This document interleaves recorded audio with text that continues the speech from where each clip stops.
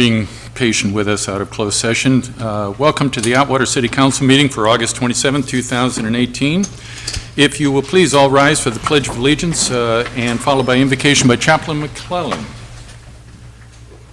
I pledge allegiance to the flag of the United States of America and to the republic for which it stands, one nation, under God, indivisible, with liberty and justice for all.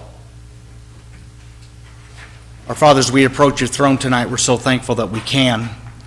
And Father, as we do come tonight, we come humbly before you, seeking your face, and Lord, seeking wisdom tonight. I do pray for our firemen that are still out fighting fires. We ask, Lord, you protect them, get them home safely. Be with those that lost their lives, Lord, be with their families at this time as well. I do pray for our police that are patrolling right now. Father, build a hedge around them, get them home safely as well. We thank you for their service. We also pray that you be with their families as well. And Father, we thank you for our mayor and our city council, and Lord, the things that they do, Lord, as they try to govern our city. But Father, we ask right now that you would give them wisdom and, Father, clarity, and Lord, as they discuss the affairs of our city. Lord, we need some help, and Father, we need guidance. And Father, I just pray tonight that everything that is said and done tonight would be that to glorify thy name. For we do ask it in Jesus' name. Amen. Before we begin, please, everyone, please check your cell phone and make sure that it is not going to ring and disturb the place. Appreciate that. Okay, roll call, please. Creighton? Here. Raymond? Here. Vieira? Here. Vineyard? Present. Price? Here. We have a quorum. Mayor or city attorney report out from closed session. Mr. White. Sorry, misplaced my agenda. Mayor and council, it's my privilege to be able to announce what, by unanimous vote, the city council approved Ms. Waterman's evaluation within an above average score, and so just want to congratulate her on that. So.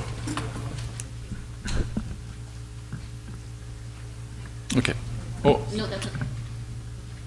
did you want to have something? Okay. We have no subsequent need items that have been brought to our attention, and so we move to approval of agenda as posted or as amended. If I could, just real quickly, just as it relates to the record, as it relates to all other items, there was no reportable action taken. Sorry. Motion to approve. I'll second. Well, that'd be nice, but we have nothing to approve, so this was just the To move report. forward. Just the report from I'm closed sorry. session. No, those, I thought you we said had the two. agenda. City clerk, yes. City clerk mentioned the agenda. Well, Mr. Vineyard is punched in here. Mr. Vineyard. Yeah, I have an amendment to the agenda on item number 14. This is the item that I requested. However, this item I didn't write. The one that's in here is not anything that I submitted whatsoever.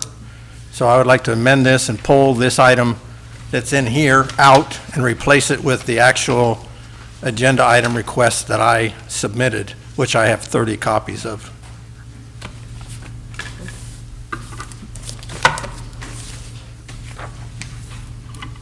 I make that in the form of a motion. Second.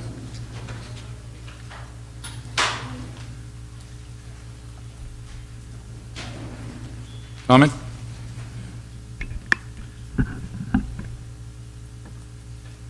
Mr. Raymond? Is it something we can have a chance to review before voting on it? If you want a copy, I have it right here. Basically, I submitted it. I have two titles, folks. I have a Mayor Pro Tem title, which is actually my official title, but I also go by Councilmember Vineyard. And the agenda item that I submitted was under Councilmember Vineyard. The brief description was completely rewritten without my knowledge and without my permission, and then submitted under my name as Mayor Pro Tem. I don't appreciate that. I was not advised of that. To me, it's illegal. So I have the request here. If the council would like to review it, they can. Give them each a copy.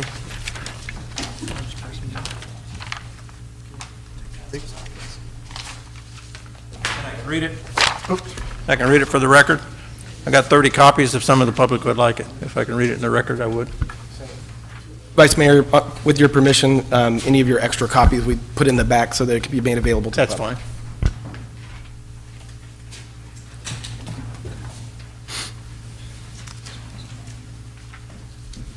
But for the record, mine was, in accordance with the process of fiscal responsibility in the State Audit Committee's comments, that we haven't made enough significant changes in our balanced budget, I'm requesting a discussion and action taken to reduce our costs in the area of attorney fees by hiring an in-house attorney. I'm requesting 3 comparisons to be presented by the city, to the City Council. 1, the attorney fees from February 2017 through July 2017, and compare those with an in-house attorney. The attorney fees from February 2018 and July 2018, compare those with an in-house attorney. And then attorney fees from February 2017 and July 2017, and basically compare those with February 2018 to 2017. We need those comparisons so we can figure out whether we can save money with hiring an in-house attorney. That's my belief, and that was the agenda item as I wrote it. Can you find the one that he's talking about? This is what's on the agenda right now. Did you have, That's the one I wrote and sent to excuse me, the city. did you have both the agenda item and the one you wrote? Because I got the same one. This is the one I sent to the city clerk. Yours ended with 2018 is what you just read. This is, Can I get a copy of that? oh, did it cut off? Is this it right here, Jim? Yes, that's it right there. Is that the same? Yes.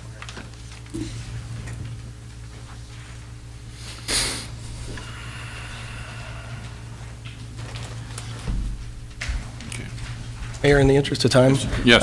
Might I suggest, since there is some question about what was included in the agenda or not, we just take a very brief, like 2-3 minute recess to get everything squared away with the agenda?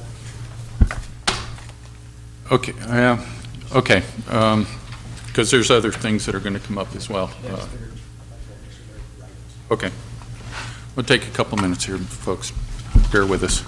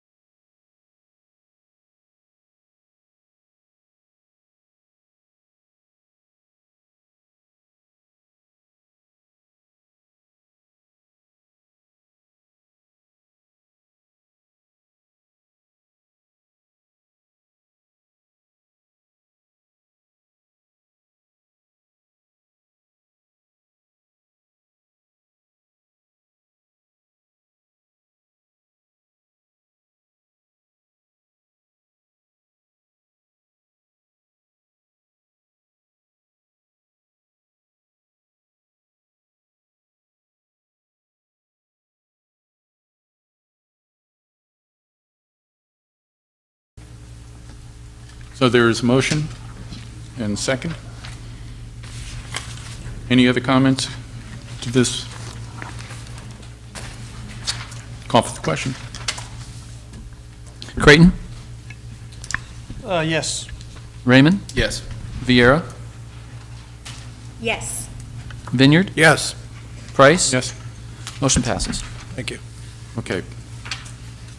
I also have a request for amendment to the agenda. Oh, I'm sorry, did you have another one? No. Okay. amending the agenda this evening. It would be my suggestion that item, stand by.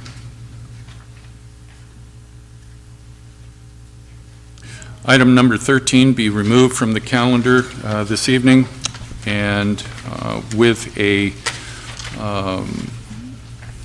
and the reason being is for this position, I think it'd be appropriate right now to, in writing, notify the state audit committee and advise them of our intent or of what is being proposed, and allow for them to give an opinion, if you will. They are monitoring us. I don't want to, go into a long dissertation on this at this point, but I feel that the State Audit Committee should know what is intended here, and I would like to have that done, removed, notification to the State Audit Committee, and get their opinion in writing and bring it back to the council, and that's my motion. Mr. Raven. So what you're asking is for the State Audit Committee to approve what we're doing, or looking at doing? I'm not looking for approval, I'm looking for them to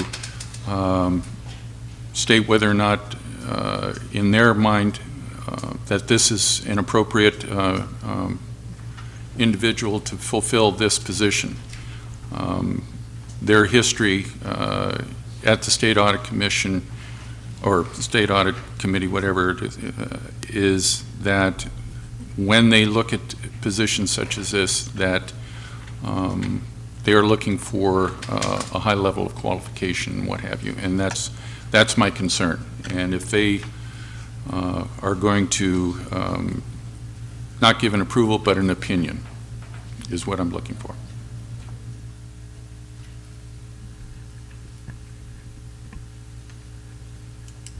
Mr. Creighton? I just find it disturbing that you want to tank what we're trying to do as a council to move this city forward. We've worked long and hard over last 18 months to get where we're at. And it's pretty depressing when yet another city manager is going to be besmirched by you because you're saying she doesn't have the right qualifications. Sometimes it's not the qualifications, it's the person for the job.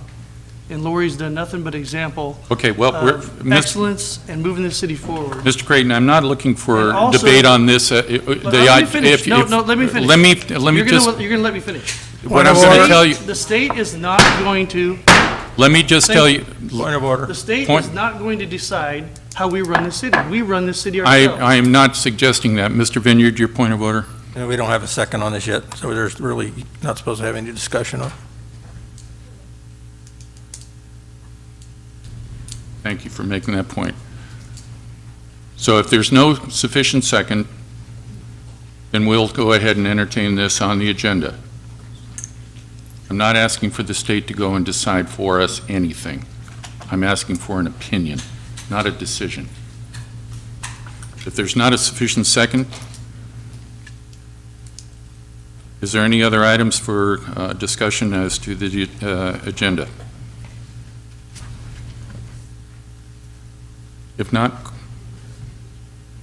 there's already a motion and a second on the table. Call for the question.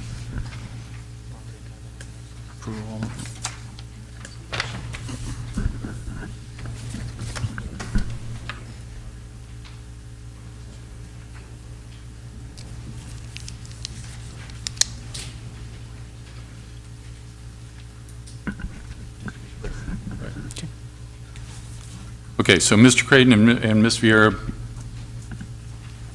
made the gonna do motion it and a with second for, With Mr. Vineyard's Yes. amendment? yes. So I'll restate my motion to approve with Vineyard's amendment. Okay. To item number 14. 14. Okay, Do you accept that? Yes. call for the question. Raymond? Yes. Creighton? Yes. Vineyard? Yes. Vieira? Yes. Price? Yes. Motion passes. Next item. That was 14 for the record. Item 14.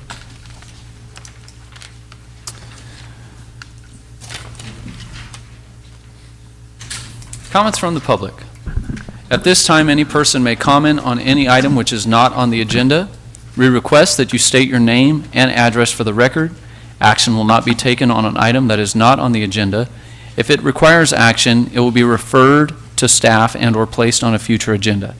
To comment on an item that is on the agenda, please wait until the item is read for consideration. Please limit comments to a maximum of 5 minutes. Civility is expected from members of the public during the meeting. For more efficient use of time, disruptive behavior will not be tolerated. While you may not agree with what an individual is saying, please treat everyone with courtesy and respect.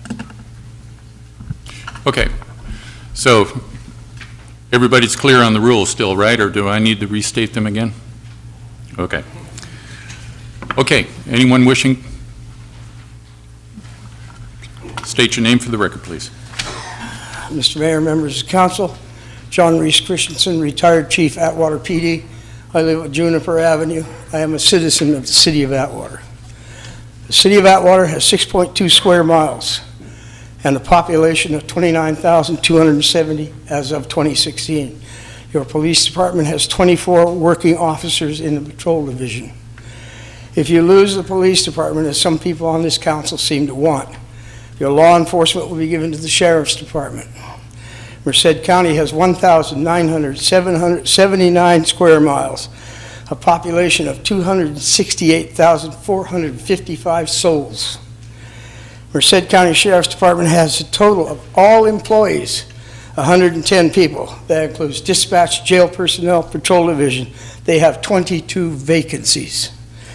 I have great respect for our sheriff and his deputies, but I have to ask, what will be the response time to your calls for assistance if the sheriff's department takes over policing of the city of Atwater? It's going to be bad. Anyone else?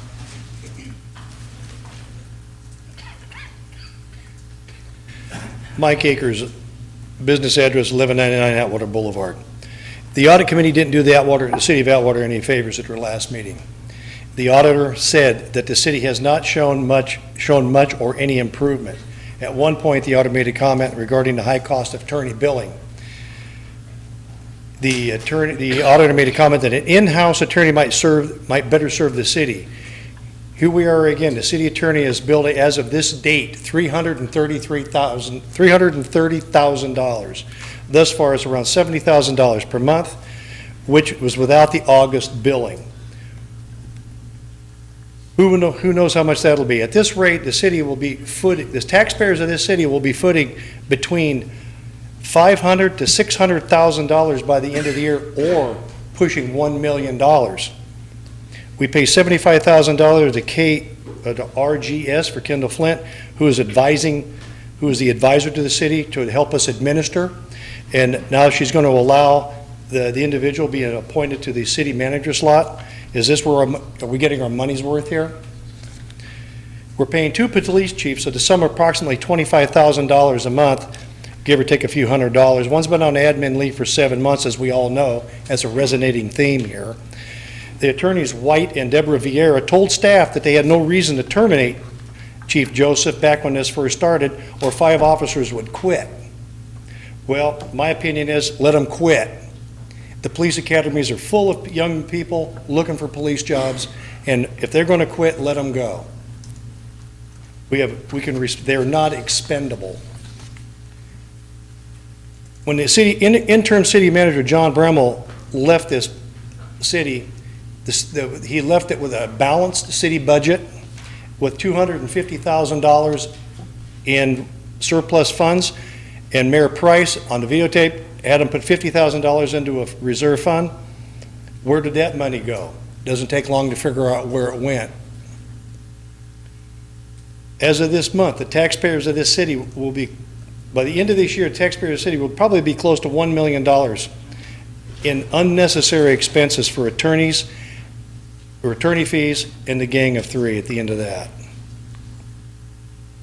So, over the other day I was at Starbucks and I ran into Councilman Creighton come wandering in and Interim City Manager Ms. Waterman.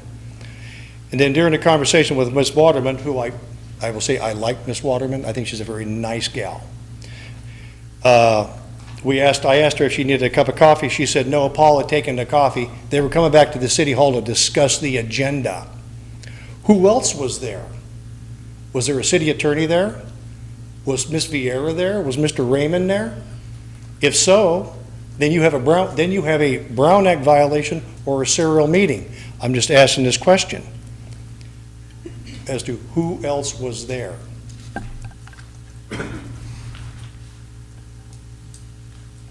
Thank you. Anyone else?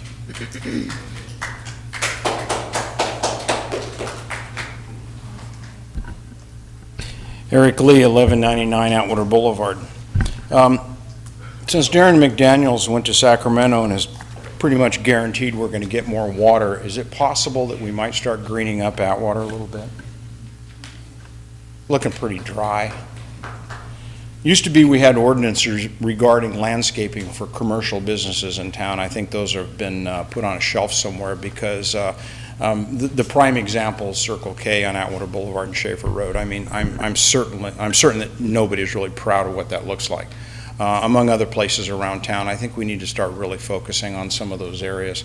I get what we're doing here tonight, and I understand that, but I think we need to get busy with some of the other things too. I really believe that's going to be a positive thing for Atwater. And the one question I do have is when someone submits something to be put on the agenda, who determines whether that goes on the agenda or not? It seems I'm kind of confused. When a council person wants something on the agenda, I thought that's an automatic thing within, I'm sure, certain parameters. But I just wondered if that's done with the city manager, the city attorney, or how that's handled. And that, that question can be answered by someone, I'm sure. So, thanks.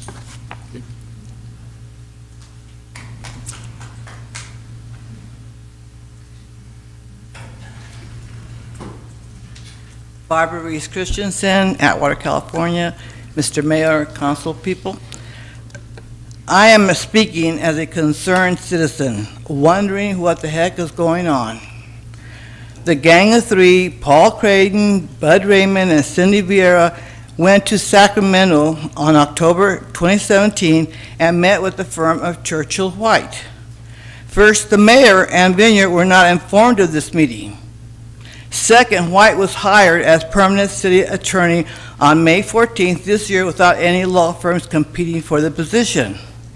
Third, was a background check done before White's firm was hired. Another concern are the fees charged by this firm. Did anyone bother to ask their fee scale? Going from $30,000 to $96,000 is quite a change. The city's annual budget for July 2018 through 2019 is $300,000 for legal services. If the city makes a mistake and fires the chief of police, the cost will be even greater since it has been almost 8 months and no known proof has been found of any wrongdoing.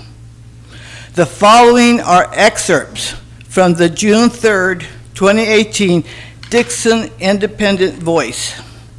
Peter Stern of the U.S. Press Freedom Center, a national organization established to defend freedom of the press and transparency and accountability by all levels of government, gave the Atwater Times and Merced Sun-Star some information regarding White, which the newspapers confirmed. According to an investigation by Dixon's Independent Voice, City Attorney Doug White is engaging in tactics similar to those he has used in Dixon to undermine and evade scrutiny. Those issues include high and questionable legal billings, taking control over responses to the Public Records Act inquiries, ignoring, refusing, delaying, or resisting, successfully promoting rules restricting council members, seeking to neuter the city clerk and treasurer by changing those positions to be appointed instead of elected, trying to intimidate reporters and public officials alike, billing for writing proposed ordinances similar to those he wrote for other cities.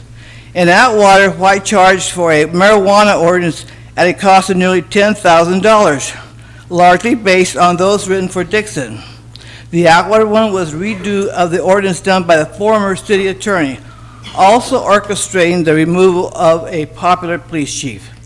Another similarity with Dixon, White authored a handbook for council members' conduct, which restricts those members' ability to place items on the agenda or seek information directly from city employees.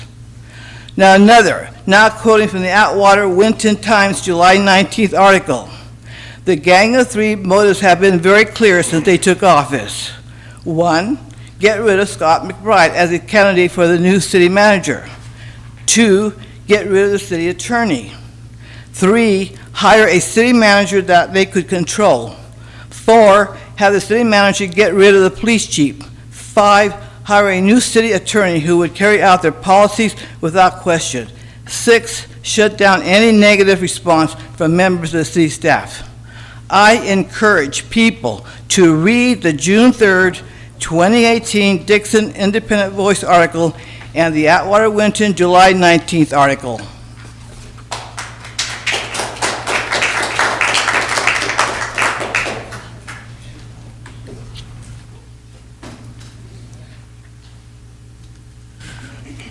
Keith, before you begin, ladies and gentlemen, if you'll please hold down any applause or any kind of reactions to any of the speakers up here, it'd be greatly appreciated. Thanks. I'd say something good and I want some clapping. Keith Klosky from Atwater. I only have one thing to bring up at this time. This question's for Ms. Waterman. Last council meeting, I, a citizen of Atwater, asked for an item to be placed on tonight's agenda. To refresh your memory, I made aware to the council members the cost the city has paid out for the past 7 months over the Sammy Joseph issue. Without breaking it down again, unless you want me to, it has cost the city approximately $207,000. This includes salary, benefits, and attorney costs. I asked for a vote to be taken by the council members to have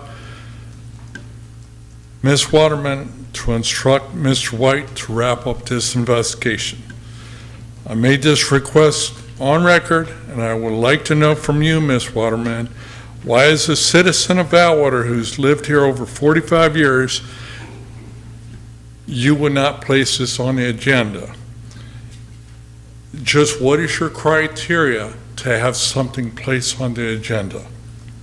I should be at least given a courtesy of giving an answer to this. Thank you. Anyone else? Good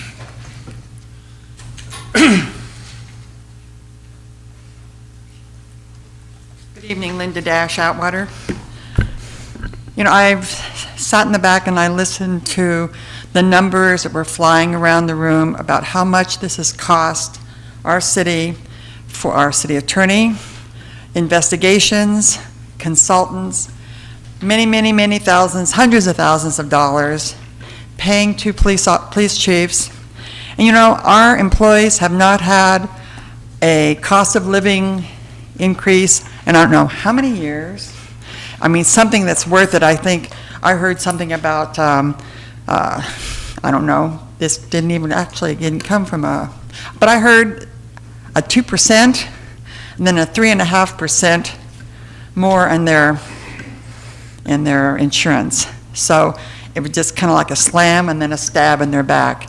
I think it's time that you folks, and I know a couple of you are business people, and I think maybe it's time that you kind of put your heads together and said, okay, let's get down to the real Atwater, where we have an in-house attorney that I think for probably $300,000 you could get an attorney and maybe an assistant or a secretary that would also cover their benefits.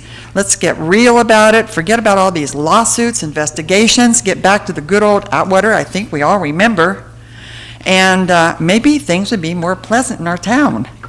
and maybe we could treat our employees like they should be treated, give them the raises that they expect or that they deserve, and then just get on with good business of Atwater. Thank you.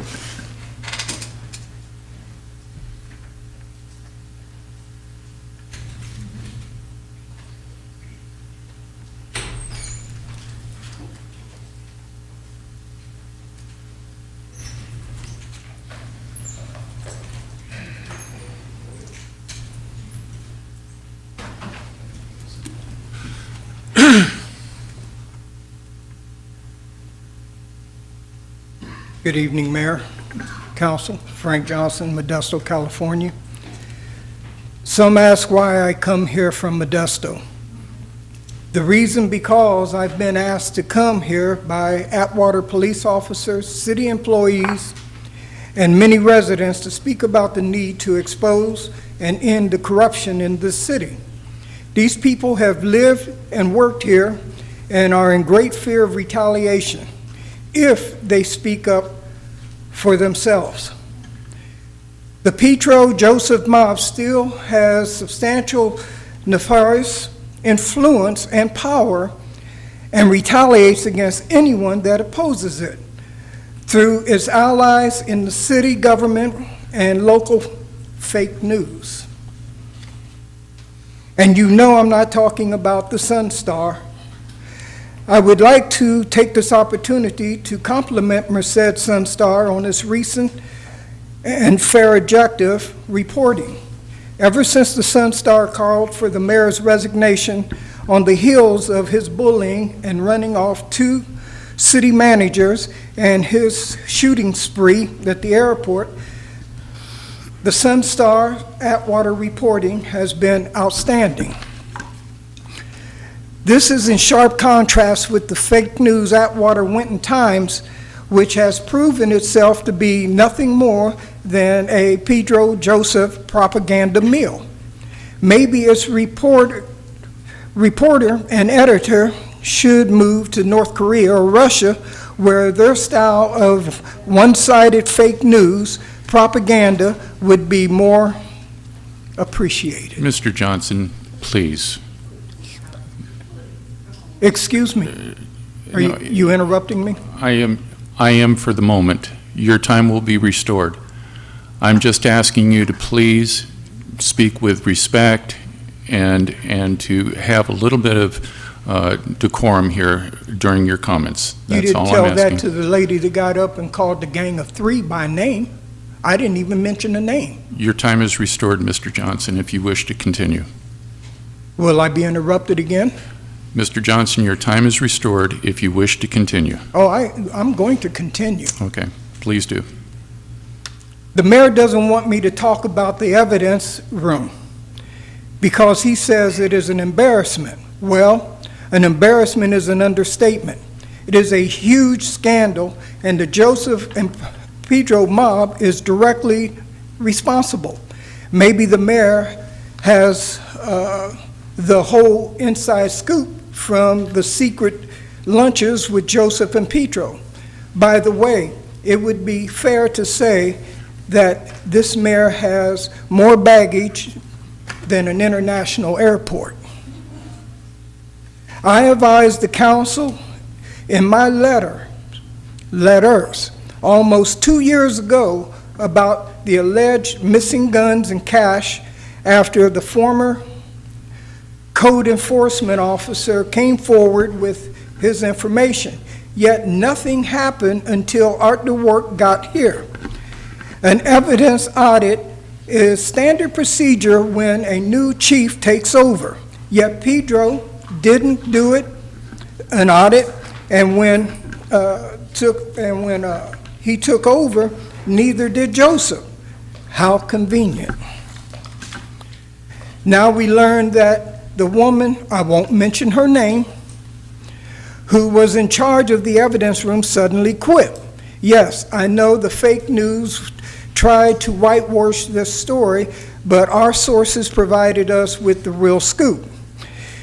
She lawyered up and fled the state, supposedly to take care of her grandmother right. How convenient. Is she beyond the reach of California law enforcement? How convenient. Petro and Joseph, who is financing her? As I've pointed out before in my letters, it is proven, well-known fact that Pedro and her have had a long-standing intimate relationship. Wow. Mr. Johnson, that will do it. I will not allow you to go ahead and make unfounded claims, unfounded, They're not slanderous. unfounded. Mr. Johnson, that will be enough. I will not tolerate any more outburst or any kind of language in that. It's not an outburst, it's public You speaking. know what I'm talking about. I will not allow you to defame people that are not here to defend themselves and to make claims that you have no foundation to. They are I more will than not welcome to allow come that. here. The outburst Mr. is you, Mayor. Mr. Johnson, you have heard all I'm going to tell you. I'm Conduct not yourself done with my public accordingly, speaking. conduct yourself accordingly, or do not make comments at all. It's your choice. It's public speaking. Yes, it is, and it will be done with certain decorum in this chamber. You I will am not the one that is dictate tasked me to go what and I take need to care of say. that, and I will not allow for it. You're not going to dictate what I say. I am not dictating. Yes, I you am are. setting down the rules as they are. I run this meeting, not you. You may continue. Thank you. One more, though, and we're through. Where did the missing guns and cash and drugs go? I believe law enforcement is looking into Pacific criminal organizations. I won't mention the name of the organization for my own personal safety, but it sure wasn't the Salvation Army. It's all coming together now, and the Petro Joseph mob is running scared and desperate. Fortunately, the truth has a way of coming out. As they say, you can fool some You of the have 30 people some seconds, of the Mr. time, Johnson. but you can't fool all the people all the time.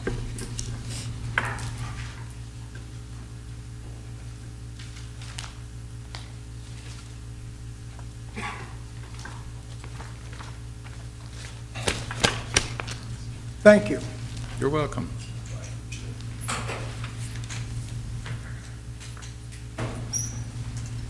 I thought you said no comment to the people.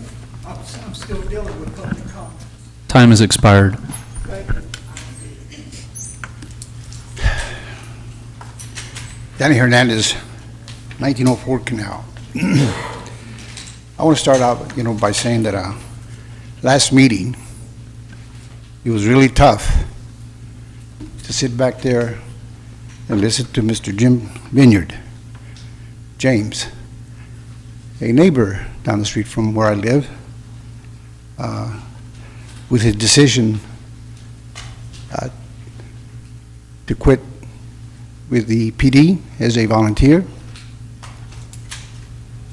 and also to not run again, which I had asked him myself to run again, but due to the hostilities here, as he advised me later on, he made that decision. I want to tell you publicly, Jim, that you did a hell of a job. I could see down the street all the time when you had equipment that the city had, that they didn't have the funds to pay for repairs. You were taking charge of things as far as that goes. Very active with the community, in the parks, and in different things. I guarantee you, you will be missed. The other thing is this, as has just been demonstrated, the precise reason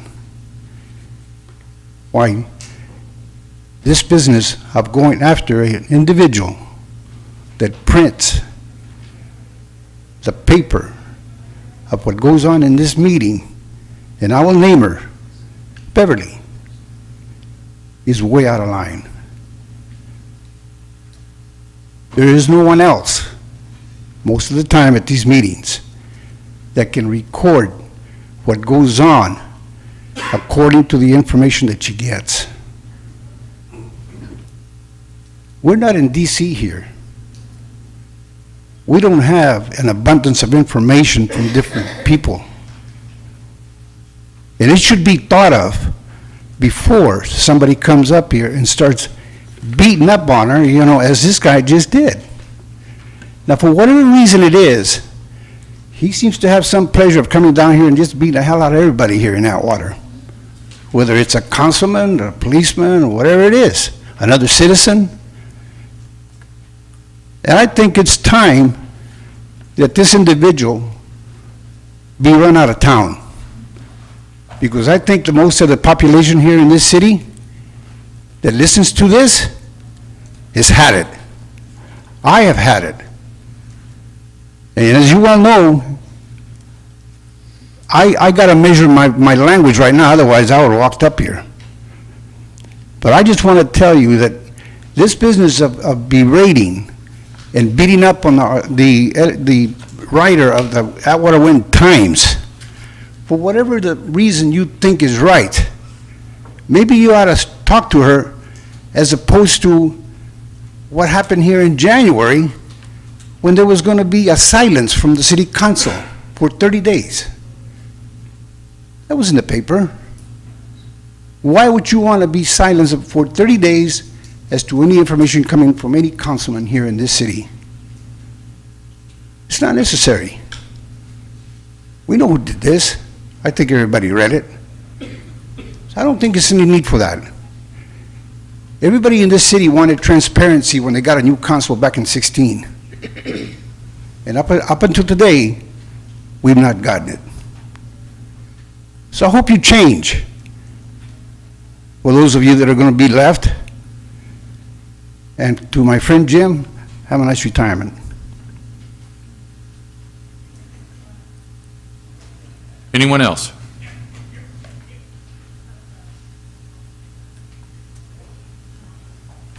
Good evening, everybody. Greg McDaniel, 754 Cadota Avenue, Atwater. I'm going to cheer you all up and give you a date in the future where you can come and support the Bloss House. September 15th, starting around 6 p.m. in the evening, we are going to have our installation dinner. Got a great meal planned for everybody, a nice little program. Going to celebrate getting the Bloss House back up to the level that it's at, and hopefully raise a little bit of money also at the same time to get it even better than it is. We'd really appreciate your support this time. We're selling tickets on Facebook. You guys all know how to get in touch with me personally, or any other member at the Historical Society. We would gladly sell you 100 or 200 tickets. And if for some reason you find it in your heart to come, it would be nice to see a few of you bring a raffle item or two, because that's what our big money is made off of. We usually try to keep the cost down on the dinner and everything, and we make most of our profit off of raffle items and stuff, so I would appreciate some participation. And you'll be helping the Bloss House, you'll be helping your city, you'll be helping me, because the ladies don't cook cakes and cookies for me if things aren't going very well. So I really appreciate it. One other thing, I never, ever stand up and get political at these things, because you guys are all my friends. And I just feel very obligated to support the Atwater Winton Times and Beverly Barilla. She has never done anything bad in the city of Atwater. The Atwater Winton Times has done nothing but support our community. Just because we're having some disagreements right now doesn't mean we should look down on anybody with a different point of view. So please give them a break, because they deserve a break for the support that they've always given us. Anyway, thank you. Sure. Mr. Vineyard. Mr. McDaniel, the price of the tickets, please. $30 a ticket. Thank you. Okay. Anyone else? Next agenda item, please. I'm sorry. Can I do the questions real quick? Certainly. And then I think you have a statement that you wanted to read. So I do want to answer a couple of questions because,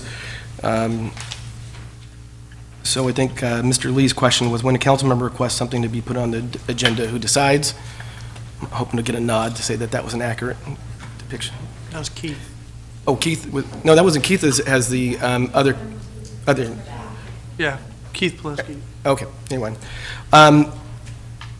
So as it relates to putting something on the agenda, I'm going to specifically address what I believe is Mr. Lee's question, then I'll go to Keith's question, which is, if a council member asks, under your rules, when a council member asks to put something on the agenda, we have to put it on the agenda. There are a couple of things that go into those considerations. Number one, does it create any kind of litigation exposure, at which case then, instead of being put on open session, it would be moved to closed, and then we would talk about that and make the decision of whether or not to have it moved to open session after that. So that would be one criteria.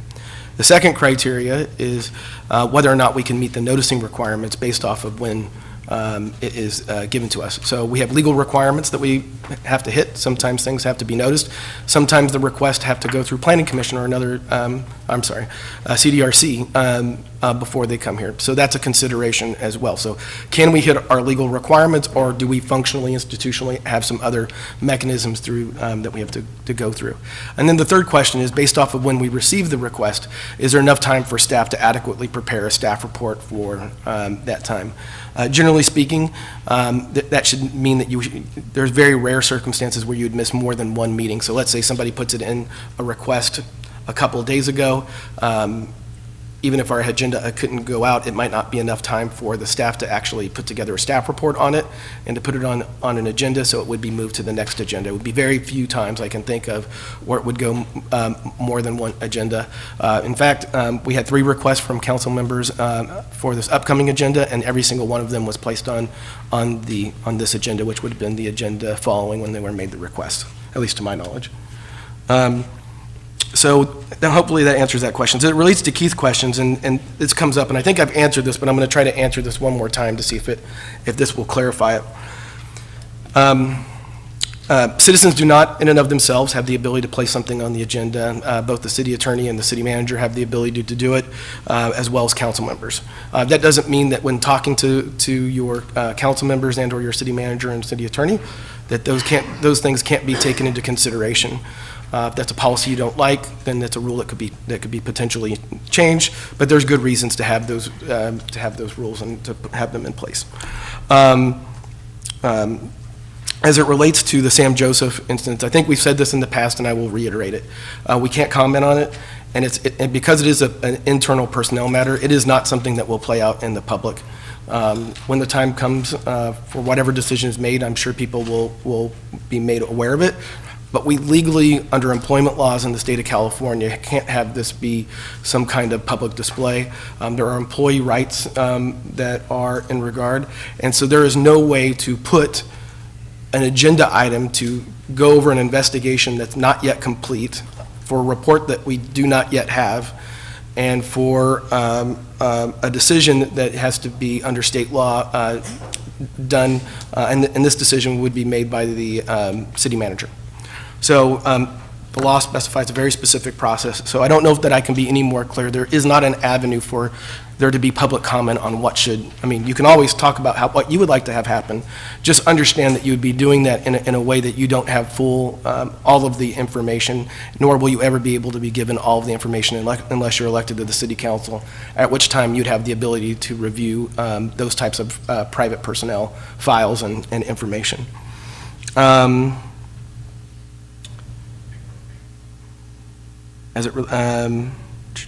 think I answered most of the pertinent ones. So with that, go ahead and turn it over to Lori. I just felt it was important that I make a statement. I know typically we don't, but I want to thank the members of the audience that do speak. Your input in the meetings are important.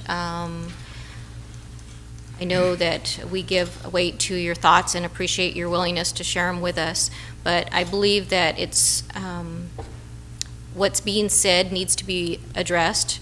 Recent comments and statements made during council meetings and letters that city officials and staff have received make allegations against the members of the Atwater Police Department, calling into question their integrity and ability to carry out their duties. Let me be clear that these individuals do have a First Amendment right to their freedom of speech. We do not want to, their statements are protected. However, that does not make their allegations true.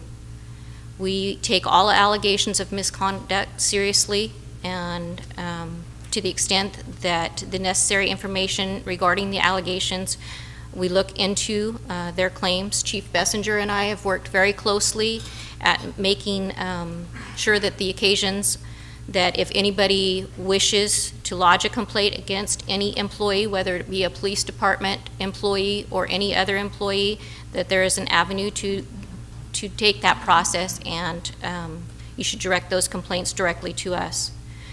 I can assure you that the City Council assure the City Council and the public that I wholeheartedly support and stand behind our police department. They're public servants who put their safety on the line day in and day out to protect our community.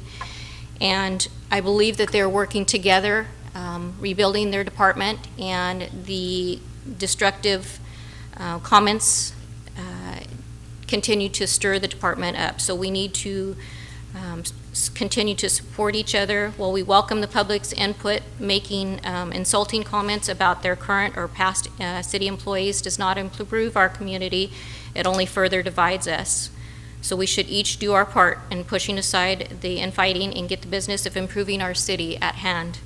I know that the ongoing investigation, until that is finished, the process is finished, there will continue to be the individuals' comments, but I do not want to rush a process that has to do with somebody's livelihood. It'll impact a city employee as well as our current employees and ultimately our citizens. So I will not take that decision lightly, and I thank you all for your comments.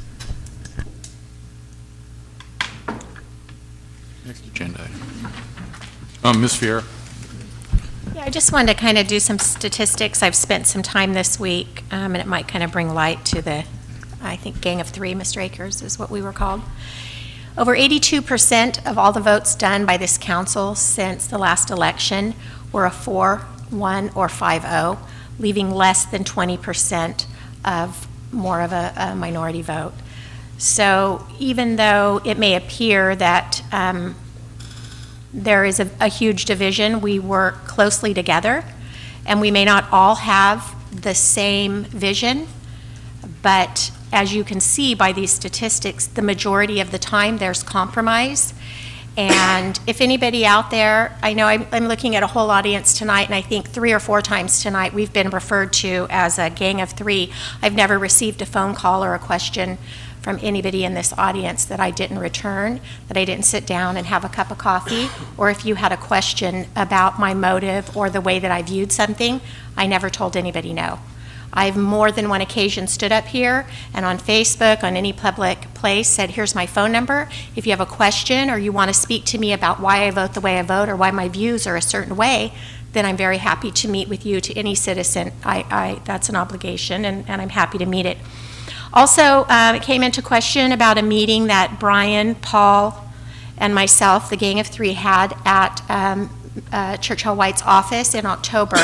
Number one, when we go to the League of Cities, everyone up here is encouraged and invited. So no one was not invited.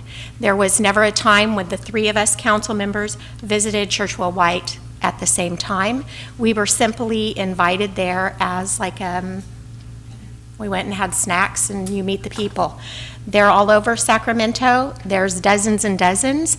I'm sure that Mr. Vineyard went to his own venue, and we weren't invited there.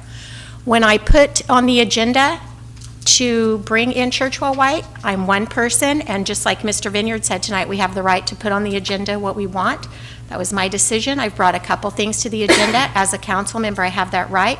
It's voted on by 5 people. That's up to them. I don't control anyone up here. They do not control me. So I just kind of wanted to get that clear, that before you categorize us as the Gang of 3, maybe you should take the time to meet us, question us, and get to know us as a person before we're categorized into something like a gang. I've never been in a gang in my entire life, so not really sure what that's about. But again, my phone number is area code 201-2463. You can call me, text me, email me, however you want. I'm happy to sit with any of you and answer any questions that you have.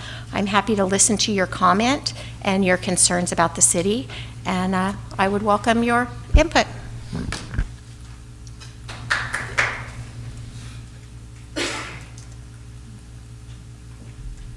Next agenda. Consent calendar. Background information has been provided on all matters listed under the consent calendar, and these items are considered to be routine. All items under the consent calendar are normally approved by one motion.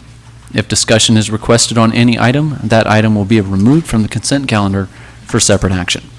Are there any items on the consent calendar that any member of the council would like to remove for separate consideration?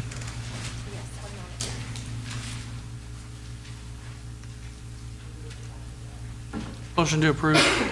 Cindy had some. You could speak into the mics, Ms. Vieira, too. One moment, please.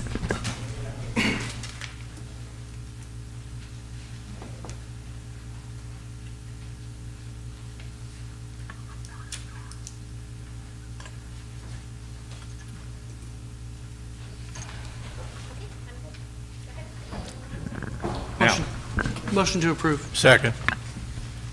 Are there any items on the consent calendar that any members of the audience would like to remove for separate consideration? Okay, seeing none, call for the question. Vineyard? Yes. Vieira? Yes. Creighton? Yes. Raymond? Yes. Price? Yes. Motion passes. Moving to our next item, petitions and communications. Request from Yosemite Church for joint community outreach event.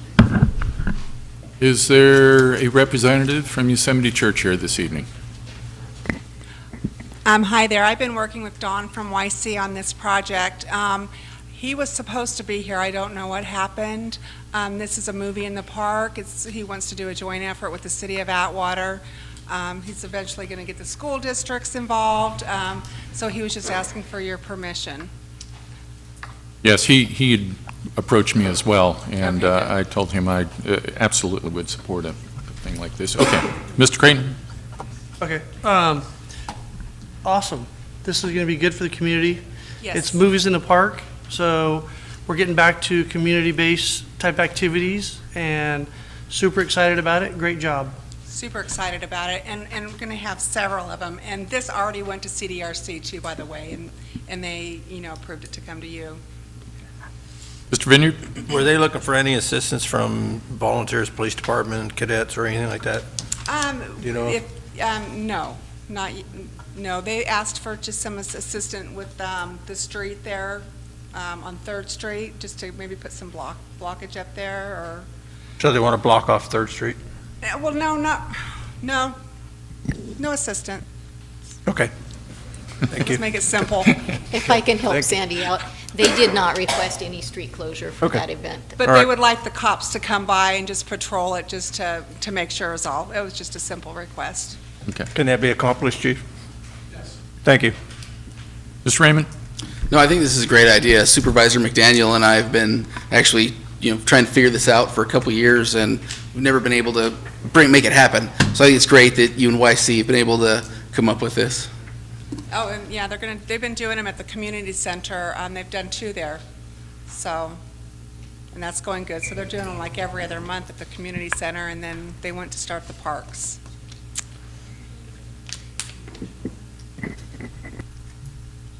Okay, I'm sorry, I was distracted. As I told Don, I think this is a great idea. To do something like this is as was mentioned, getting community involvement together. I think it's great. Give something to do, and I look forward to it. So I'll entertain a motion. Oh, I'm sorry. Is there anybody from the public that wishes to speak to this? Okay. Entertain a motion. Motion approved. Second. It's okay. Call for the question. By the way, I have Mr. Creighton and Mr. Raymond as That's the second. Let the minutes reflect that, please. Vieira? Yes. Vineyard? Yes. Raymond? Yes. Creighton? Yes. Price? Yes. Motion passes. Our next item is a request from Weight Watchers Central California Territory for use of the community center at a reduced rate. Is there a Mr. Karas here or someone? They're going to do that. Okay. The podium. Hi, my name is Susan Hunter, and I'm a representative of Weight Watchers. And what we're looking to do is bring a meeting to the city of Atwater to help people get healthy. We are a very successful program in doing so. This also went to the CDRC, and they approved it to come to you. We're trying to work, because we missed it on the miscellaneous fee schedule, a day rate for Monday through Thursday while I'm there to try to get businesses to come in and hold their meetings. And so in the meantime, they've requested just a lower fee to get them started in the city of Atwater for the next 6 months, is what the CDRC approved, was 6 months. Once a week, for 2 hours a week, for the next 6 months. They're requesting $35 per hour versus the $50 per hour. Mr. Raymond? So a staff member will be there already, no extra fees, costs, anything like that? There's no cost related, it's when I'm there. During business hours or, during the time that we're open. They'll be meeting Thursdays from noon till about 2 o'clock. Ms. Fier? Make a motion to approve. If somebody wants to second, go right ahead. Second. Okay. The only question that I would have is the same traditional or required insurance and what have you? Is that all in Yes, they'll provide the place? insurance and all the requirements still have to be met. Okay. For any typical rental. Okay, very good. Anyone from the audience wishing to address us? Okay. Mr. Mayor, for Yes. purposes of the record, Councilmember Vieira, is your motion to approve the staff's recommendation with the change to include the phrase "once a week"? Well, it says weekly basis. Okay. Once a week is already the requirement. Okay, we clear? Yeah, that's fine. Okay. Ms. Vieira's accepted it with the clarifying language. Yeah, okay. Okay, call for the question. Raymond? Yes. Creighton? Yes. Vineyard? Yes. Vieira? Yes. Price? Yes. Motion passes. Funding and budget matters. Treasurer's report for the month of July 2018. Mr. Heller? Present. Yes, you are. Good evening, Mayor and Council. Before you is the July 31st Treasurer's Report. Any comments to Mr. Heller pertaining to the treasurer report? I have a PERS retirement we paid, which is $2.497 million. That's the drop between the debits and the credits. Chump change. Motion to approve. Second.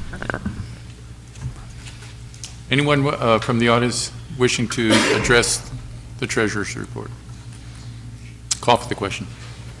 Creighton? Yes. Raymond? Yes. Vieira? Yes. Vineyard? Yes. Price? Yes. Motion passes.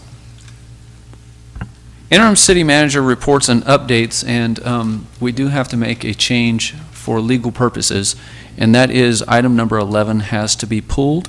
We will still open it up for public comment, but the item is discussion and possible action to establish a policy addressing should there become an unscheduled vacancy on the city council as a result of the upcoming November 6, 2018 gubernatorial general election, and the city attorney has informed us that we have to pull this item. Okay. Is there any public comment that anyone wishes to? Okay.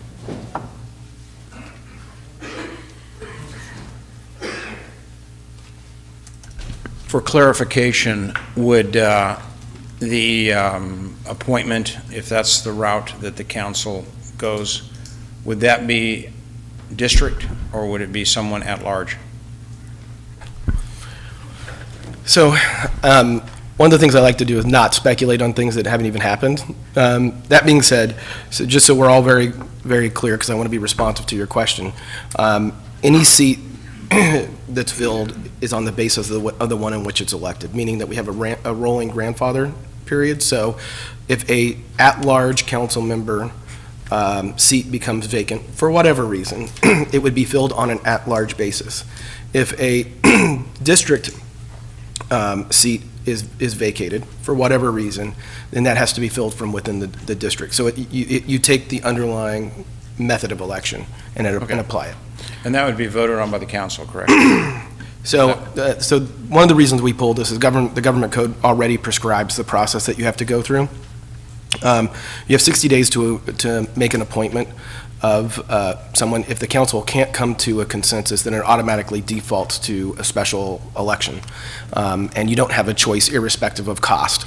So we've had situations where it's been 2-2, and they haven't been able to agree, even though everybody felt it was important to have an appointment and avoid the cost of special election, but there wasn't consensus that was able to be determined. I will say 90% of the time these are filled through appointment, but again, I wouldn't want to speculate as to how a vacancy might come up.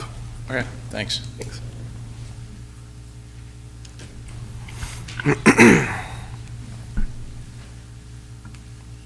Keith Pulaski, Atwater.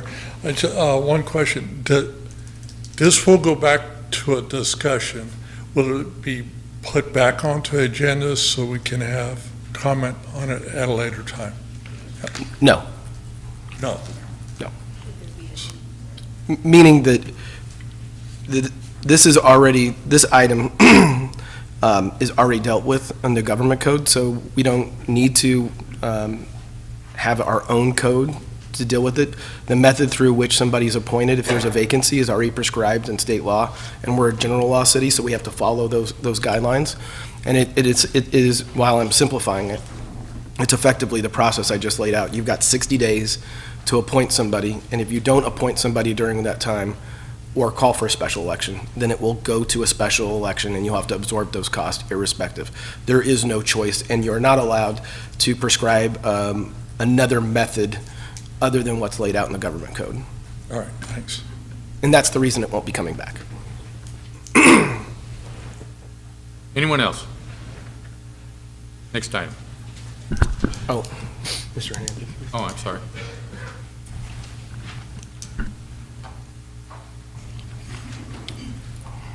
This government code that you're talking about, having to do, you can only have one person, that's going to be considered? Or what? Can you have 3 people considered at the same time and voted for by the city council on secret ballot? No, it cannot be done by secret ballot. It has All right. It has to be done in public. The council has the ability, individual council members have the ability to nominate individuals, or the council can prescribe a process at that time and have people apply. Then the council votes as a whole, and whenever you get a majority of the then existing council, so if there's 4 council members, that would mean that you have to have 3 votes in order to successfully get the appointment.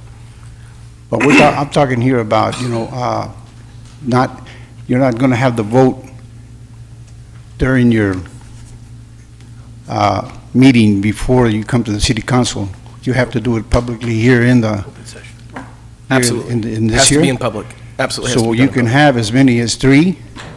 You could have as many as 100. You could, it's unlimited in consideration. It's how many And ever. then you have to verbally vote on that. You don't vote on As a each one councilman. of them. The council nominates them, and the first time somebody gets a majority of the existing council members, they fill that seat, assuming they meet the qualifications. So that goes to Mr. Lee's question. So if you're So feeling, what's your qualifications? so They have to be from the district, or they have, If- from the district they're from, or at large? So if I Is could, that Mr. Hernandez, maybe you and I, after the meeting, can just sidebar, and we can talk about it, and I can answer all of your questions, because they're getting fairly detailed now. I'm happy to take as much time as you want. Well, I mean, hey, just asking the question, that's all. Yeah, happy to talk to you. Anyone else?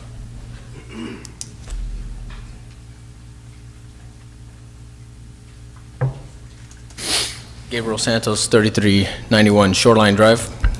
Just got a quick question. If this is getting taken off the agenda, how did it even make it on the agenda? Aren't these reviewed and approved prior to the meeting?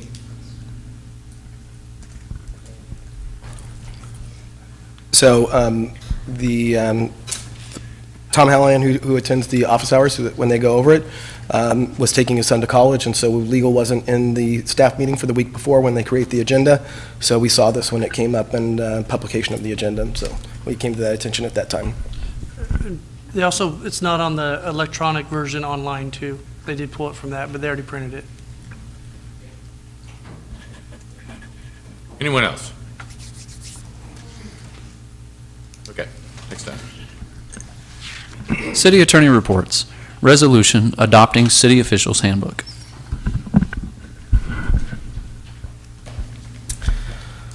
Let's see. So, Mayor and Council, we brought the City Officials Handbook to you a couple times. Hopefully you've had the opportunity to read it. This deals with a lot of the deficiencies that you have in your current set of rules, and has a much more illustrative way in which to get the city's business done. I think some of the important components that don't currently exist in your code that this would bring is the ability to censure, reprimand, in other words, have the ability to have some form of discipline for both the council and potentially members of the public in terms of their conduct. So with that, since this isn't the first time of us going over this issue, I won't draw it out. I'm happy to answer any questions, though, that you might have. I believe we have comments from CDRC that have been incorporated in. I'm sorry, no comments, right? No changes, yeah. But with that, I'm happy to answer any questions that you might have. Any questions? Mr. Vineyard. Yeah, actually, I got the electronic copy that said it was redlined, but my copy wasn't redlined, so I actually got a copy from a CDRC member. And I've had some conversation with a couple, three of them, and their concern was they thought that we should all get together, both the council and the CDRC commission, go over this together in a workshop. And I kind of agree with them, because there's some things that I've caught, some things they caught. They didn't express all their concerns, but there's some things that have concerned me in a variety of things, and I haven't really kind of looked at it for a little while, but because I didn't try to concentrate on it before the meeting here. But I just think, to me, that because it's going to affect all the different committees, including the council, that there needs to be buy-in from everybody. And I know it's a tedious process, but instead of us saying we need to look at this and this and this, and then they're going to look at it and go, well, no, we don't agree with that, is to get everybody together in a workshop and get it all hashed out in one day, in a couple, 3 hours. I mean, I don't think it'll take that long, but to me, it's more of an expedient way to do this and get it all settled. Like I said, because the initial copy I got was not redlined. And another one I did get was redlined, and it was just, to me, there was a lot of changes that I thought got moved around that I didn't think were necessary, because, I'd go, well, where's this going? And I'd find it way far in a different section. And so it really kind of confused me and concerned me that things got moved around quite a bit as they did. That's just my personal opinion. Ms. Fier? Yeah, kind of my question with this is, I know we started looking at it in May, we've got a couple back and forth.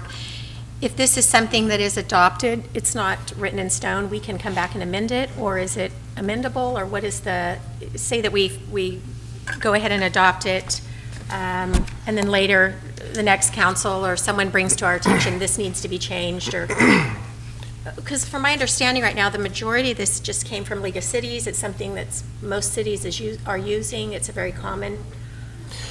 It is, and guideline. so yes, it can be amended at any time, and it doesn't require two hearings.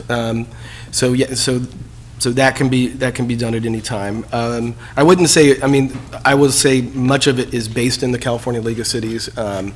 Part of what we have written here has been both adopted as the standard template by the California League of Cities and by the California Special District Association. I will say most of it was aggregated from different jurisdictions and put together, and there's reasons every word is in there. And typically there's something that's happened that's caused every word to be in there. And so it is up to you. I think some of the most glaring issues that we have dealt with up here, and one of the reasons for it was some of the civility provisions that are in the code, and that has created a little bit more fire maybe to kind of get it done, albeit whether or not it's in a perfected form or not. We have had at least one round of comments from most of the council members, and we've opened it up for both public comment and then again I think it's been presented to CDRC for and whether or not they've had a comment or not. So it's at council's will, and it continues to operate just kind of as guidelines and can be changed at council's will.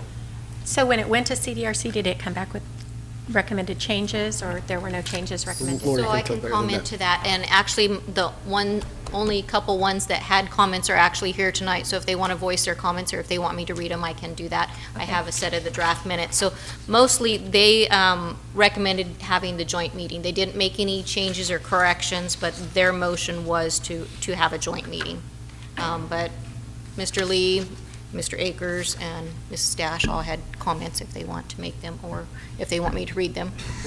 Let's wait till not public yet, but until we close council. Okay. Well, I too got a red copy type. Red line. Yeah. And what I did was I went through there, tried to decipher certain things, and there is a multitude of things in there that I see that need to be clarified, additions. Some I feel are deletions, they don't apply. There's a lot of work still left to be done within this particular manual. I also favor the idea of breaking it down so as somebody, for example, from CDRC can look through this and go to where it affects the commissions and oversight committee members, that type of thing, rather than have to thumb through. There's some 70-some pages here, and for them to go through there to try to discern whether or not it is affecting them or not, it's very confusing. I favor the notion of a study session, a workshop, if you will, to go over this and make sure that everything is in there that should be, and delete those things that shouldn't be. Make it right the first go around and not have to come back to doing amendments and everything else. Get it done right the first go around and let it go at that. Anyone else? Okay. I don't know who was first. Mr. Creighton. Go ahead, Jim. I just want to add, there are some, don't get me wrong, there are some really good portions in here, parts in here that I think are really necessary. So I do want to throw that in there. But I just think there are some things that just need to be tweaked a little bit.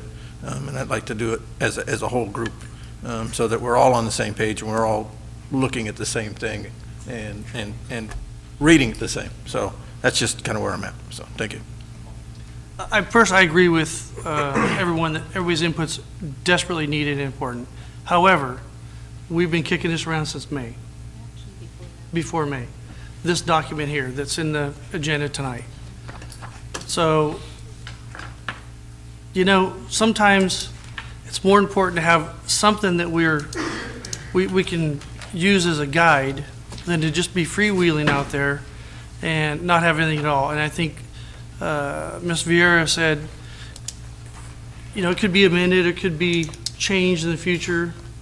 Legal counsel agreed with that. I think it's important. I think the CDRC did make some comments on it, but no changes required.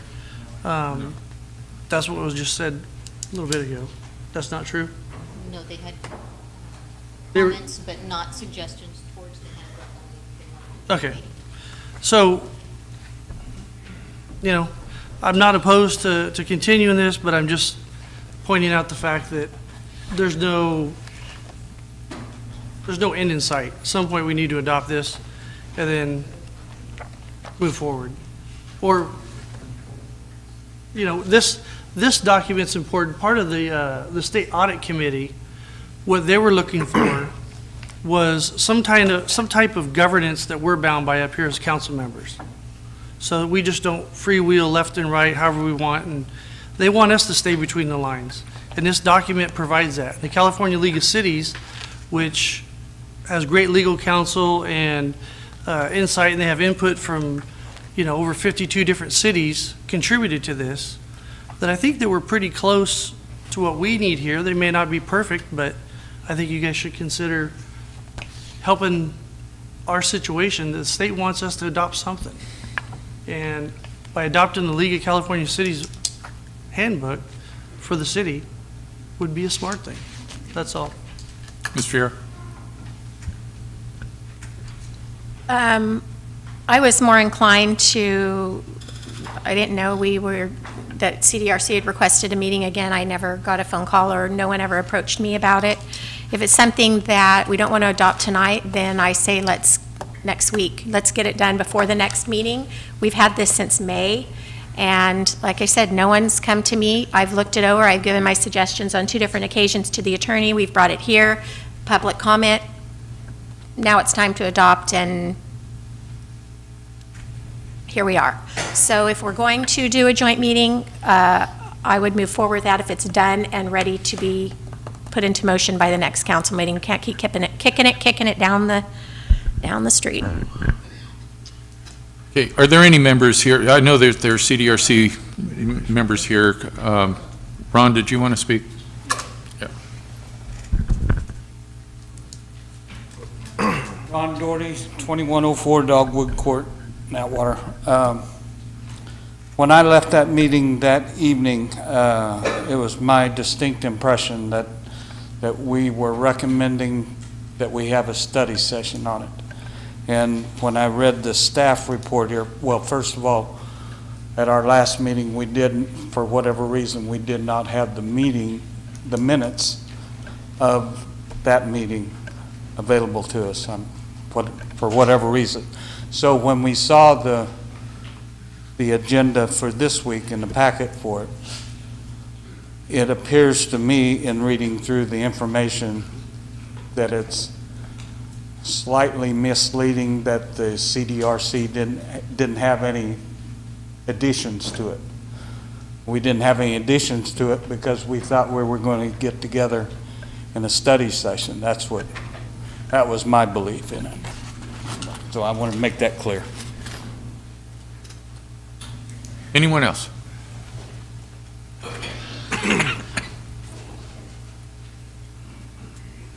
Linda Dash, Atwater. I have to echo Ron's comments because we did discuss it quite a bit that evening, and there were a few things in there. We were kind of concerned about violation of First Amendment rights on one section.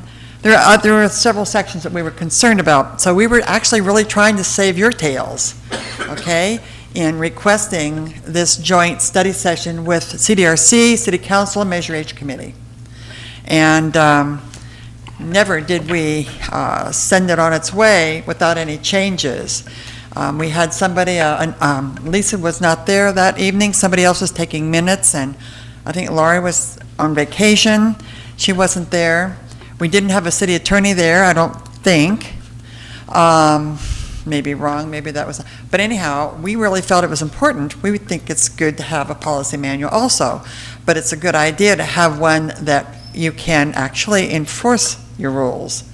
Some of this stuff, you get ACLU after us. So, you know, it's up to you folks, but I think if we just kind of not rush into it, and I know your audit committee is expecting it, because I read the report also, and I did hear some of the comments that were made, so maybe it'd be better if we just kind of slow down a little bit, do it right, present it one time correctly, then everybody will be happy. Thank you.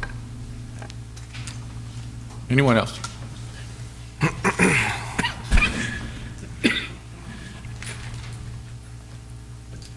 In case the audience doesn't know, it's 72 pages. And talking about amendments, that kind of reminds me of the Affordable Care Act. It starts out at 2,200 pages, and now it's well over 50,000 because of all the amendments that are put in there. And I totally disagree that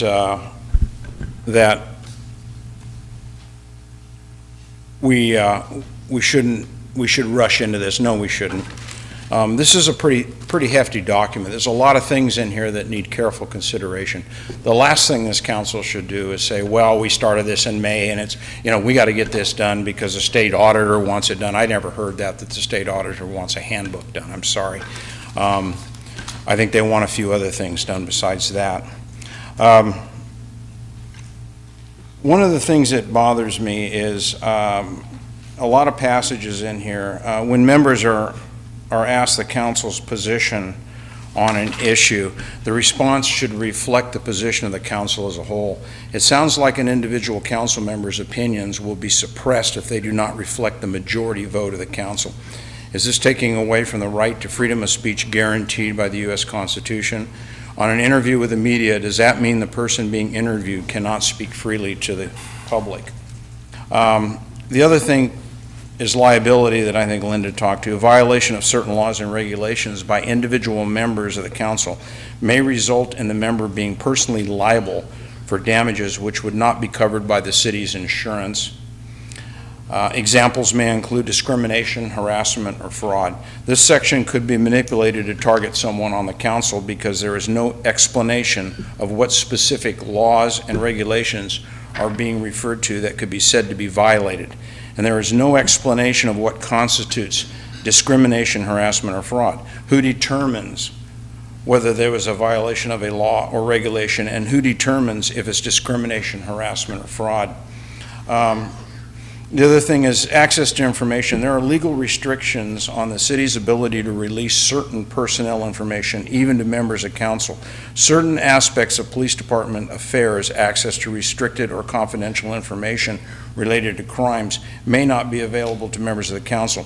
Is this applicable to Police Chief Sam Joseph in the event he is possibly framed by, as his attorney said was taking place, and then accused of a crime relating to the evidence room when he's terminated? There's another thing in here dealing with the Brown Act regarding labor negotiations, personal exposure to litigation, negotiations on real property issues. I can go on and on and on. I've bookmarked a lot of these things, and I won't try to take up too much of your time. But the things that really stand out to me is when you have inappropriate actions by a council member, you want to form a commission, so to speak, of 3 council members to determine whether that behavior was inappropriate. I find that to be problematic. In other words, if you don't like something Jim said or Cindy said or Paul said, that the 3 members can deem that inappropriate and can mete out any type of, whatever. I think that probably should be broadened a little bit outside the council as well. Maybe bring in members of the CDRC or even the Measure H Oversight Board. Bring it up to 5 or maybe even 7 people. I don't think just 3 members of the council should determine that. There could be a bias there.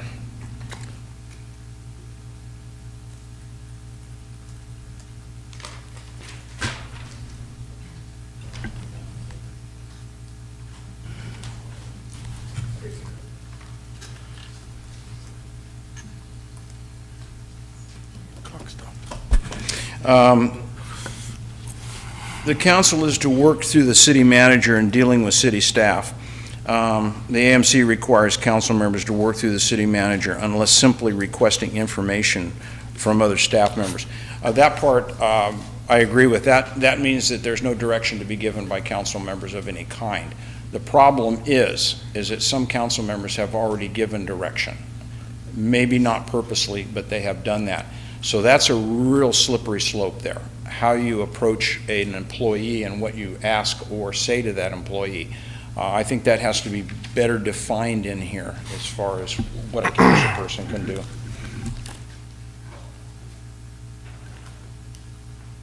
The other stuff that I was going to talk about actually deal with agenda items, and I think we've already discussed that about how agenda items are put on the agenda by individual council members and stuff. But you can see there's a lot of questions here, and not that it's a bad document, but I find a lot of areas in here that really need to be gone over by CDRC and the council to define this and possibly thin it down a bit, maybe. Hopefully, we'll see. Anyone else? Okay. Mayor, if I could? Yep. Irrespective of what the council's decision tonight is, if people have questions regarding the handbook, much of what's in there is a restatement of existing law, what constitutes discrimination, what types of discrimination would be investigated, the standard for personal liability. These are all things that are actually either decided by cases or codified through state statutes or federal statutes. If anyone has any questions about that, feel free to email me, and I'm happy to give you the code. Even if we do a workshop, I am not going to be able to recite every code case and that may exist in the state of California or that has ever happened in the United States and maybe even Old England that's going to pertain to a 72-page document. So if you tell me what your concerns are in advance, then I can come prepared and I will be able to specifically address and lay out, okay, it's this code, it's this case, and I'm happy to provide those to you so that one of the things I tried to do is it's not just that I'm reading it, I'll send you the cases if you don't have access to the legal software so that you can read it for yourself, and if you have questions, then we can have that kind of dialogue. But again, I don't want to leave the impression that we can go to a work group and I'm going to be able to address all of Mr. Lee's questions, cold. I'll be able to recite some things, but I won't be able to go into the level of detail I could if I was able to have advance warning. On the positive side, I made a list of some of his thoughts, and so I think I have a starting point. But my email address is doug@churchwellwhite.com. It's not Churchill, Churchwell, W-E-L-L, but you can email me anytime, and I'm happy to respond and give you the justification. Thank you. Mr. Graydon? Well, I think in light of the public testimony of this document that we've been working on for well before May, that some people haven't had the opportunity to go through it since we've had it agendized. So I think it'd be very important to incorporate everyone's comments and everybody's input. However, I don't think it'd be beneficial to do a joint meeting which would incur more attorney fees and more staff times. I think that they seem to articulate exactly what they have problems with in the document, and maybe they could provide those directly to the city manager. We give a 1-month time frame from now. I think that would be enough time for everybody to incorporate their comments to the city manager, and then we as a council could look at that, or maybe just the attorney and city manager could look at it and redline those changes and provide those to us before the next 2 council meetings from now, and then give us an opportunity to adopt it, or if they need additional 6 weeks. I don't know how long it's going to take. Seems like some people already have detailed notes, so maybe they can provide those. So if that was council's desire, just to get the timeline correct of what we would need in order to be able to do it, what I would suggest is that we give the public 3 weeks to get comments to us. At the end of that 3 weeks, that would allow us the ability to, I believe, make changes and give you a red line version. Where are you at today? At your clean version, it'd be where you at today. Well, actually, we'd have 2. Where you're at today, a red line. These are the changes that we've incorporated. So I'm not going to say that we will accept all of those changes. Some of them might be illegal.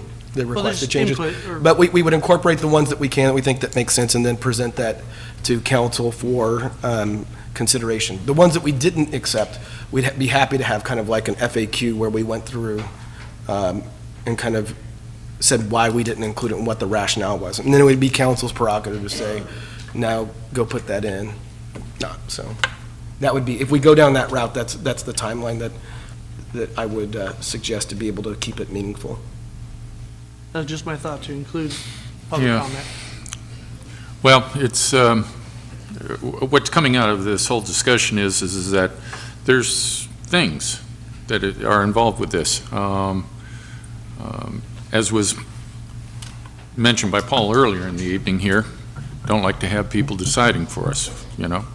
Well, I don't want to have the League of California Cities necessarily saying everything in here is what you should do. I respect them deeply, and I wish them, all the best, but I think that we have to gear this for Atwater. And I think that also that I myself favor more of having us all get together one time, get it done, make it right, get all the questions answered, get all the input insofar as additions, deletions, because there was several that I saw and things that aren't in there that I feel that should be in there. We don't have a reference also in there. Some time ago, we adopted the Rosenberg rules, and I don't see any reference to that anywhere in there. So are we not including that? It's just a lot of questions, a lot of things that need to be addressed. I myself, I favor us getting together for a couple hours and getting it done, getting it right, rather than keeping on coming back and repeating ourselves. Let's just all get together. Hey, I'll buy the coffee, okay? Whatever it takes. But let's do it that way. Mr. Vineyard? And looking through this, we already do probably 90% of the stuff in here, maybe 80% of the stuff. We're already doing it. I mean, there's things like comment cards and things like that that are added in here, but 90% of the 85 to 90% of the stuff we're already doing. We're already doing it by the books. It's a matter of getting it written down. There's some things that are popping up. But my thinking too is the same thing, and I understand it takes away time from work and stuff. I'm unemployed because I'm retired. So I have free time, and it takes away from work. So I don't know when the next CDRC meeting is. 19th of September. It wouldn't really, we would have to call a special. No, I'm just trying to see when it was, but I think that's too far away to do it. But I'd hate to get both of you inundated with emails that almost have the same exact thing. So you're going through several emails with the exact same information. And I know I've had input several times, just like Councilwoman Vieira has. Because I see something new and it's like, oh, that doesn't look right to me, so I make comment on it. So to me, in a roundtable form, it's like if I say this is what I see, there might be 3 other people that are at the table and go, that's what I have too, so they checks that off. And that's why I don't think there's going to be that many things where it's going to take that long to get us all on the page. And I know there's different ways of looking at it. Obviously, because there's 5 different minds up here, so there's 5 different ways of looking at it. So I would kind of like to get us all, everybody together in the same room. And it's not going to be possible to get everybody. But if we can get 80% of the people from both sides, or all 3 sides, I think it would be advantageous in the next week or 2, and then get it done, get it out. Because I agree, we need to get it in writing, but we do 85, 90% of the stuff anyway. The red line comments from the mayor and mayor pro tem? Yes. Those are incorporated in here, or they're not? They are. The mayor pro tem has been one of our, and Councilmember Vieira, our more prolific commenters. So can I get a copy of your comments you were talking about? There's several things you were. Well, submitting. there are other things in there. It's written in. Some of them are going to be questions. So for instance, let me give you an example. Rosenberg's rules of order is purposely omitted. The reason being is there's been several cases where items have been, items that were voted on and passed by a council were invalidated on technical, very technical errors. So we purposely follow the rules without adopting them so that we're required to follow the formality such that they would create legal standing if there's been some slight deviation. As an example, we're going through an agenda fairly quickly, or there's been a lot of dialogue and we've been calling on the members of the public, but we haven't quote unquote technically opened up public comment. It can, not doing that can invalidate an entire action, cause you to lose a lawsuit, pay attorney's fees, and have to do it all over again. So that's why, while we follow the rules, we sometimes don't necessarily put them in as direct references to require them so that they don't, in and of themselves, create legal standing. That's one example. So, to streamline this then, I'll take a different approach and I'll adopt what Mr. Vineyard just said. We do, what was it, 2-week? Yeah, I'll make a motion, actually. Go ahead. I'll make the motion that we have a joint CDRC Measure H council meeting within 2 weeks so that we can roundhouse and discuss this handbook, and so we can hopefully adopt it by the last meeting of September, last council meeting of September if possible. Will that leave us enough time? Yeah, we're not required to. The only thing that I'd ask is I think this is a meeting I'd personally like to attend since we're going to have so many folks there. And given my schedule, Mondays and Tuesdays are very difficult, so if I could ask it be on a Wednesday, that would be my Set it up request. to match your schedule and just send us some dates, and then we can, the city manager can parlay us all together. Okay, That's my motion. that's your motion? Second. Okay. Any other comments or questions? Call for the question. Viera, Yes. Creighton, Yes. Vineyard, Yes. Raymond, Yes. Price, Yes. motion passes.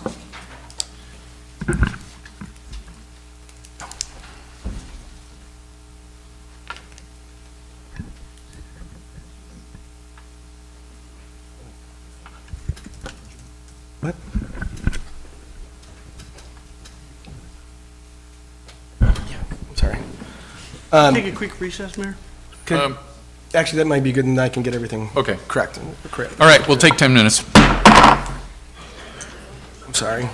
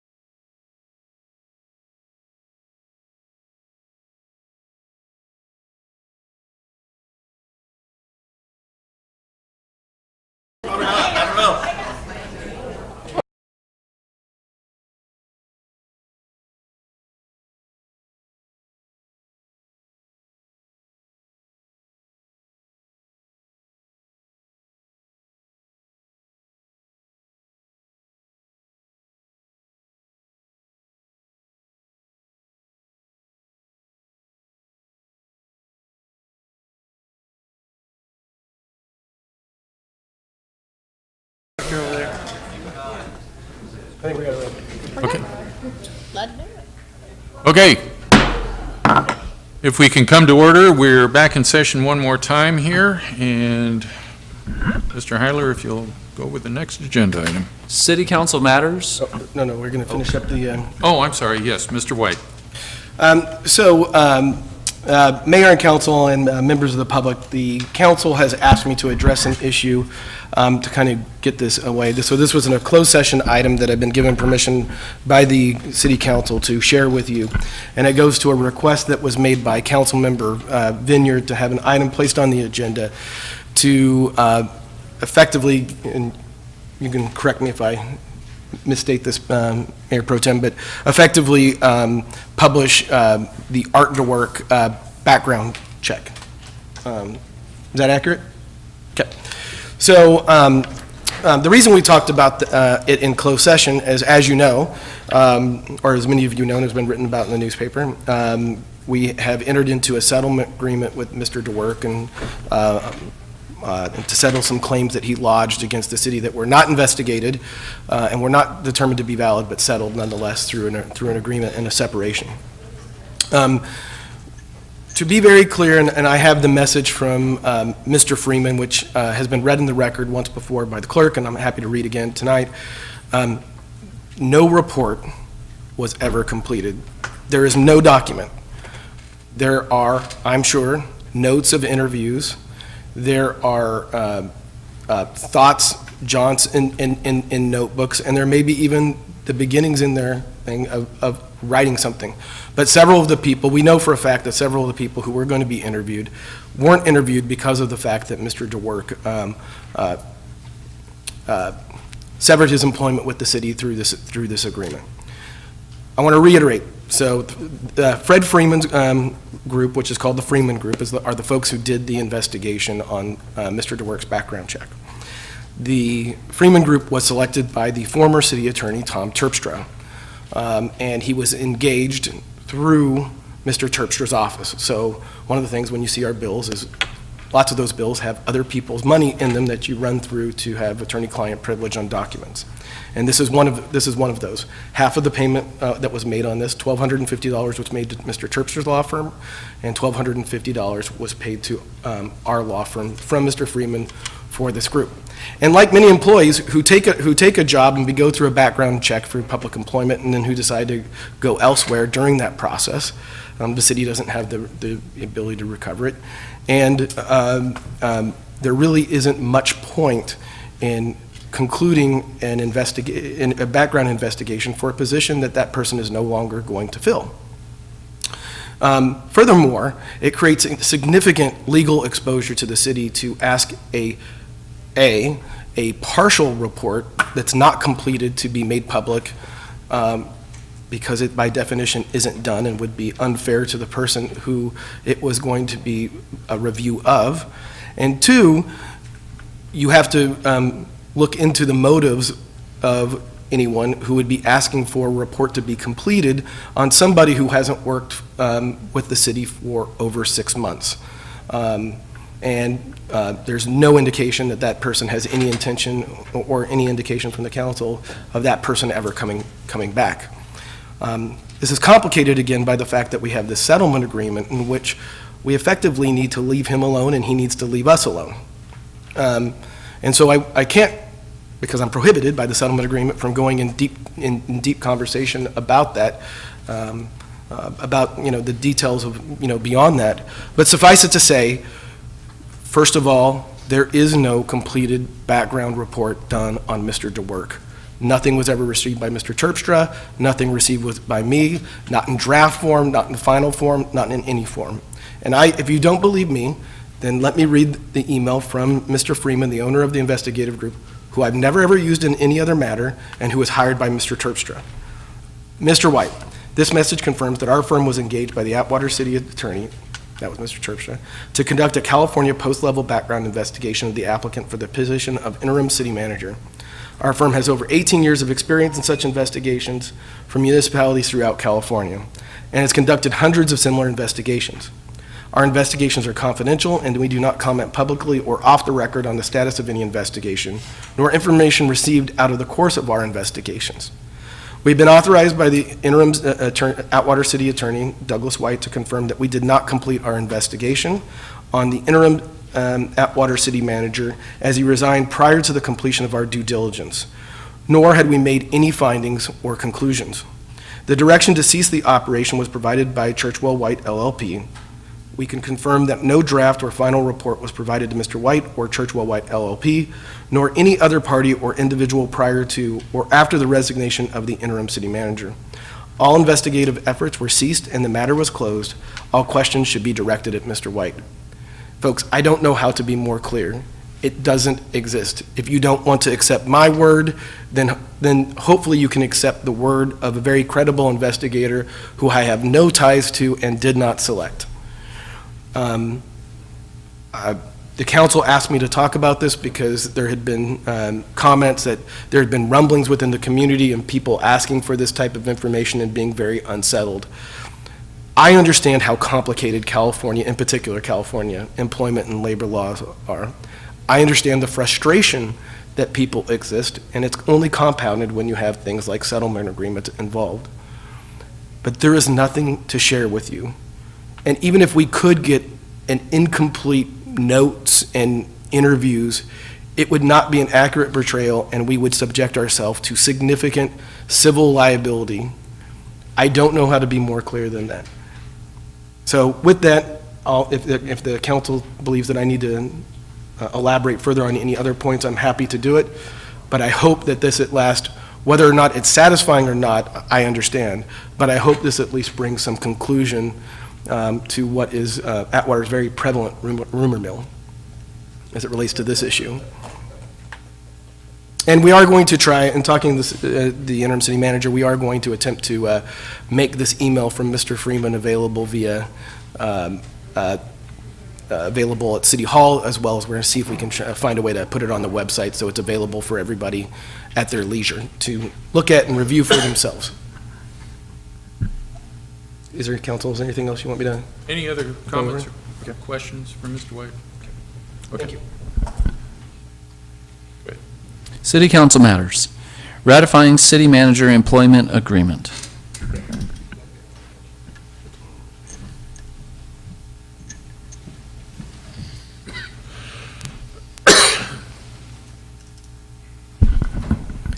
So just for everybody's edification, Ms. Waterman's leaving so that, because this is an action item, and so that's why she's leaving, for conflict of interest reasons.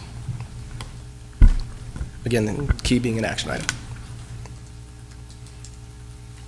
Ms. Veer. So I just want to let you know I'm the one that requested to offer or move forward with potentially offering a full-time city manager job to Lori Waterman. And like I said earlier, a year and a half, 2 years later, we've been through 6. And it has been a difficult decision for everyone up here and a lot of our city members to come to an agreement upon. There may have been people who have a better resume, and I think we will all agree that.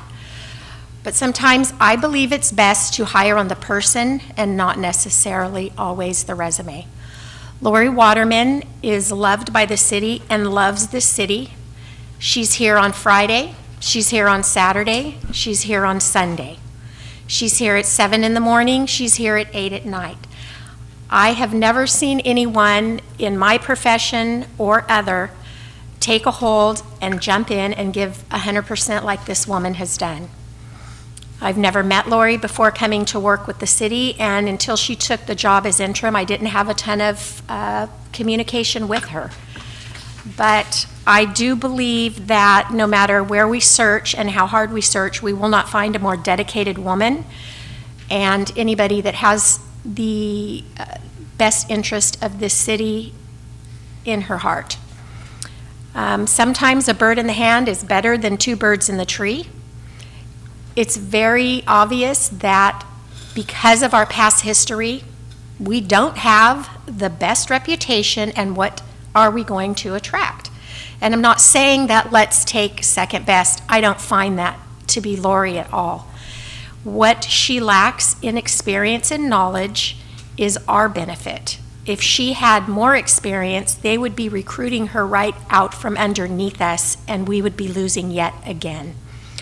So it's with that intention that I requested this be put on the agenda, and maybe to some it seems premature, but I think when someone is doing a really, really good job, and let's not take a chance of losing her, I think she should be commended and rewarded for that.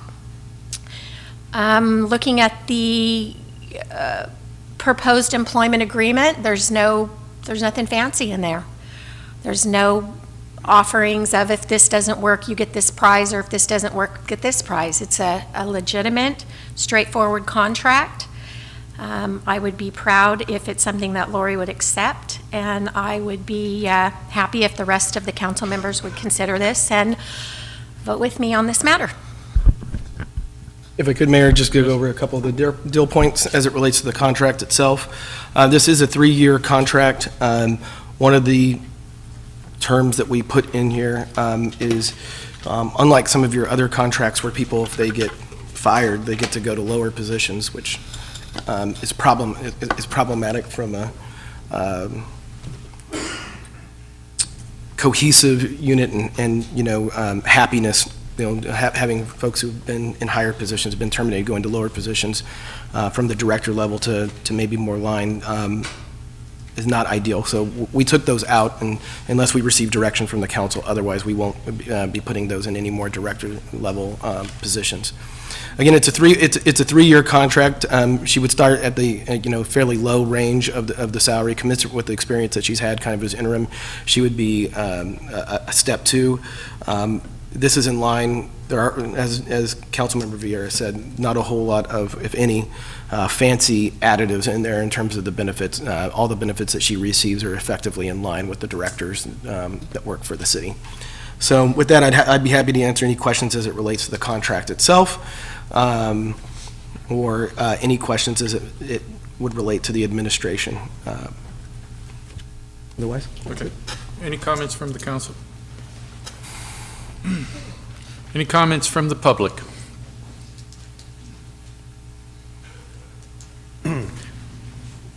Regarding Lori's work ethic, like I said, I've known Lori quite a while. She's a nice gal. Please state your name for the record. Got a great work ethic. What was that, Don? Please state your name for the record.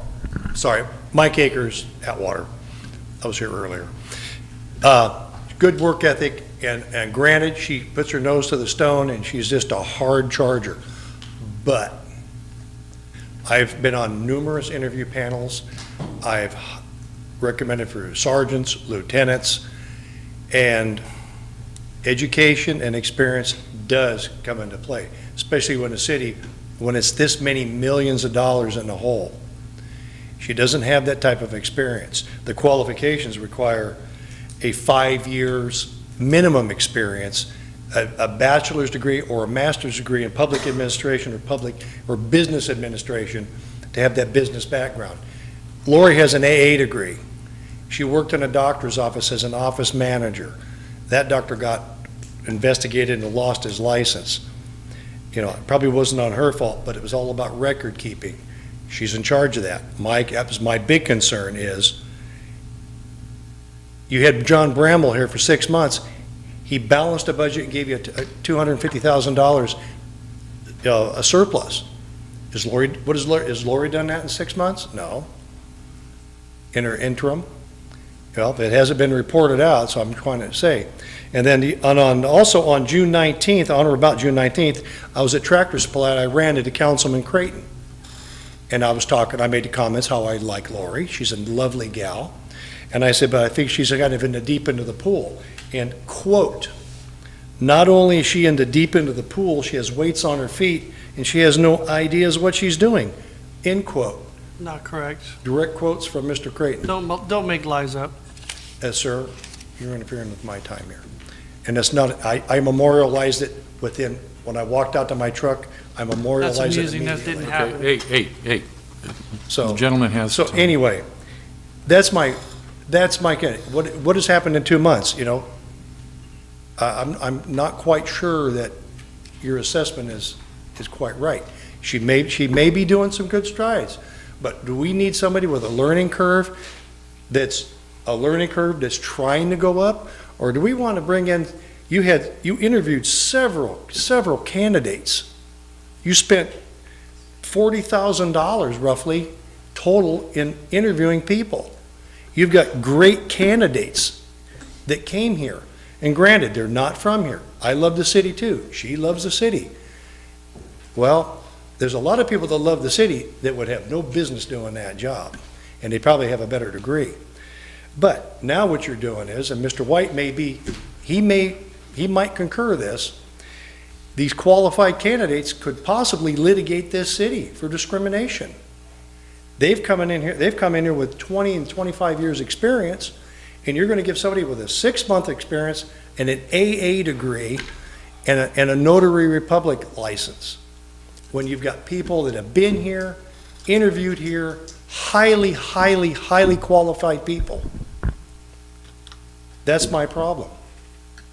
I just don't see somebody with an AA degree that does not have a business degree, does not have a business background, and has never been involved in city government, being a city manager. She was a grant writer for here. She worked under Scott McBride. Mr. McBride stated that she did not supervise anyone. She was an employee. She's just kind of somehow like Atwater, they matriculate to the top of the pond. That's happened. That's why we've had problems in here. And you, Ms. Vieira, stated at a council meeting, you would not hire anybody from in-house. We must go outside to bring in the best candidate we get. And yet we interviewed people, we brought in great candidates, and what did you do? You went to in-house, you got the lowest qualified candidate you could possibly dig out of the sand pile. For what reason? A big carrot, big salary, manipulation, inside control. That's my problem with it. Manipulation. There's always that carrot and a stick. Well, if you don't get this, we'll take it away from you. If you had somebody in here with lots of experience, they'd say, give it a shot. We've had several in here with lots of experience. They made decisions not to stay. Yeah. And I'm just giving you my explanation. Mike's time is still on. Are you completed with your? You're the experience. Graham Mitchell, mediocre experience. Art to Work, 3 years, interim experience. His qualifications were pretty minimal too. And both of them, Graham Mitchell left, Art Mitchell, and then Art to Work left in the middle of the night or whenever he left. He ran away. You've had six people. Pick a good guy, not a second stringer. Well, actually, this time we're going with a woman. I'm not going to discriminate against her for being a woman. Thank you. Mayor, can I clear up one thing, because I think that I just want to make one clear. I think that I don't want to leave people with the impression that we have a ready made list of candidates who we've interviewed who are ready, willing, and able to serve the city. It is true that the city has done recruiting in the past, but all of those candidates, at least six, I think it was at least probably 6 months ago, have withdrawn or declined to further in the process. We do not have a single person from that list interested. You would have to start all over again. So every person on that list that we interviewed has withdrawn their name or declined or got another job. Okay. Mr. Johnson?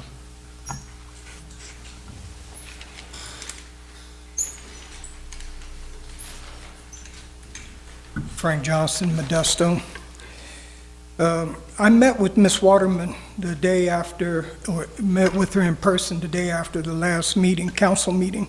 She answered most of my questions, and some she couldn't answer because of the ongoing investigations. After the meeting, I felt confident that ultimately she will make the right decision and reasonable decision and fire Joseph. I still have some concerns about the budget and how it deviated from Art the Works, the proposed budget, mainly by not doing the layoffs or privatization. I would suggest Ms. Waterman remain the intern until after the elections. At that point, should be an application process and interviews by the council. If this is done through human resources, it will cost virtually nothing. Who knows? Maybe Ms. Waterman might be the best applicant, or maybe the only applicant. The only way to know for sure is to go through the testing process. The question I have is the position an at-will position. Yes, thank you.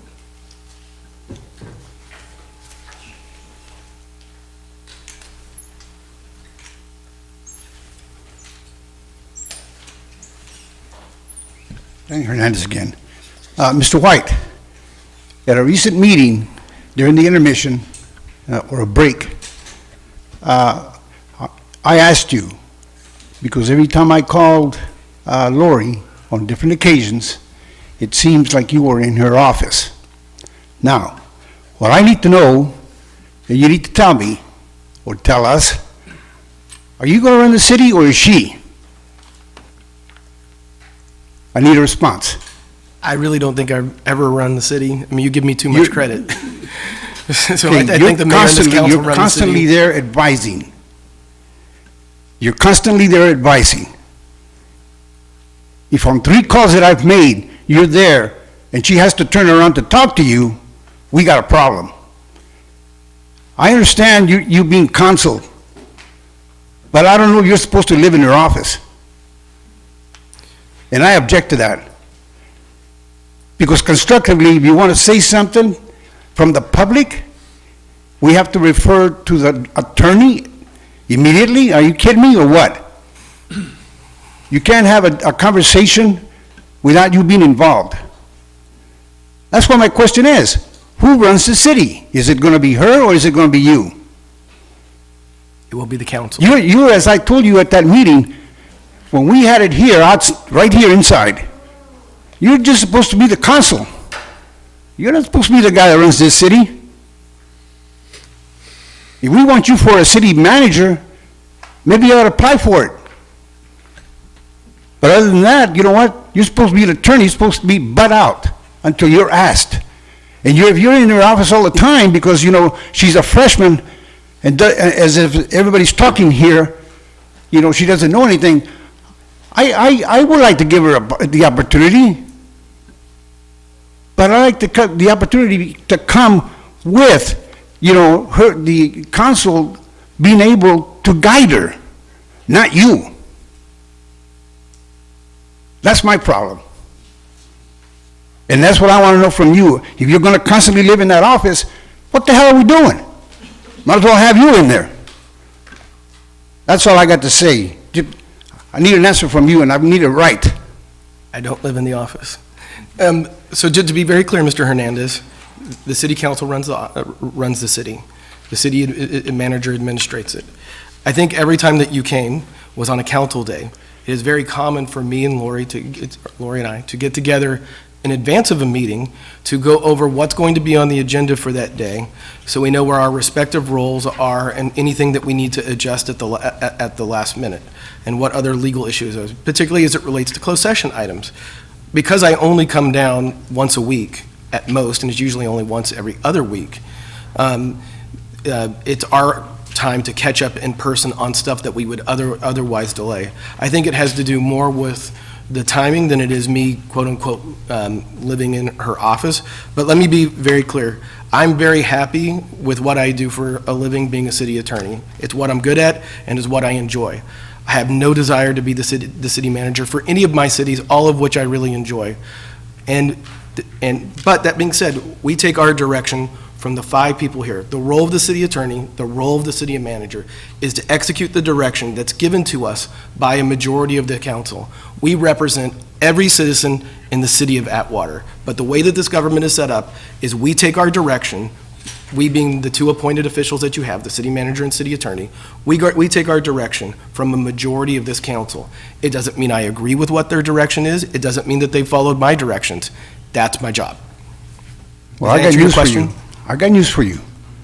Because on the occasions that I called her was during the week. And it specifically had to do with St. Joseph, among other things. So I don't know what the hell you're doing here on Wednesdays and Tuesdays and Thursdays, but I tell you what, that's when it was, all right? So if you're telling me you only come down here on Mondays, and you're telling everybody else here the same thing. Speaker's time is expired. That's it. Mr. Hernandez, your time has expired. Thank you. Thanks. I'll be happy to talk to you after the meeting.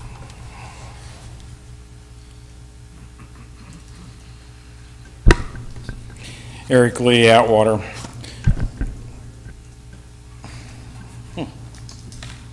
We've come full circle. Remember, we started out with Scott McBride. We didn't want anybody internal. We wanted to go outside. We want to think out of the box. It's worked out well for us. I like Lori. She's a good person. She works hard. I understand that. But unfortunately, that's not the criteria that you weigh your choice for a city manager on. There's a lot of people that work hard in this city. There's a couple in this room that work very hard for this city. I really take exception to lowering the standards for the police chief, lowering the standards for the city manager. The 2 most important people in this city are your city manager and your chief of police. What we're doing here is we're not satisfying the state auditor. You know, the real truth, the auditor is more concerned about whether cities in financial trouble use an RFP process to bid out the job and find the most experienced individual for the job. But this information is not being included as part of the synopsis of the auditor's concern on the agenda itself. Why not? They're looking for professional people in the position of city manager, especially in a city that is in financial distress like Atwater is. We have a finance director in this city.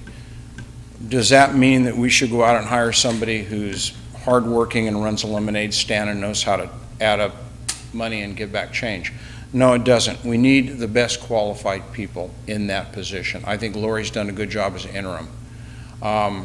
I can't believe I would agree with Frank Johnson. That's something unusual, but I do agree with what he said about putting this off until after the elections. I think that would be the most prudent thing to do. This is a big decision. This is much bigger than your handbook, because this person technically is going to be guiding this city over the next 3 years.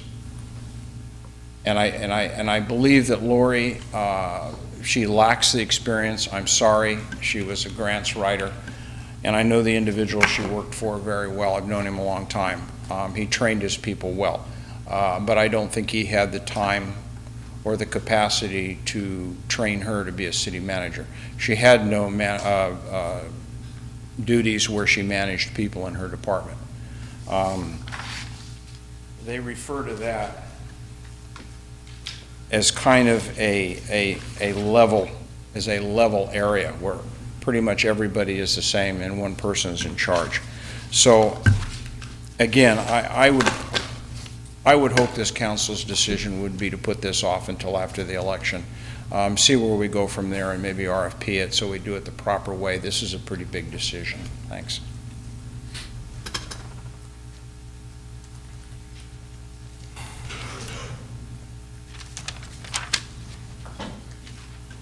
Keith Plosky, Atwater. Yeah, I agree with some of the things you said.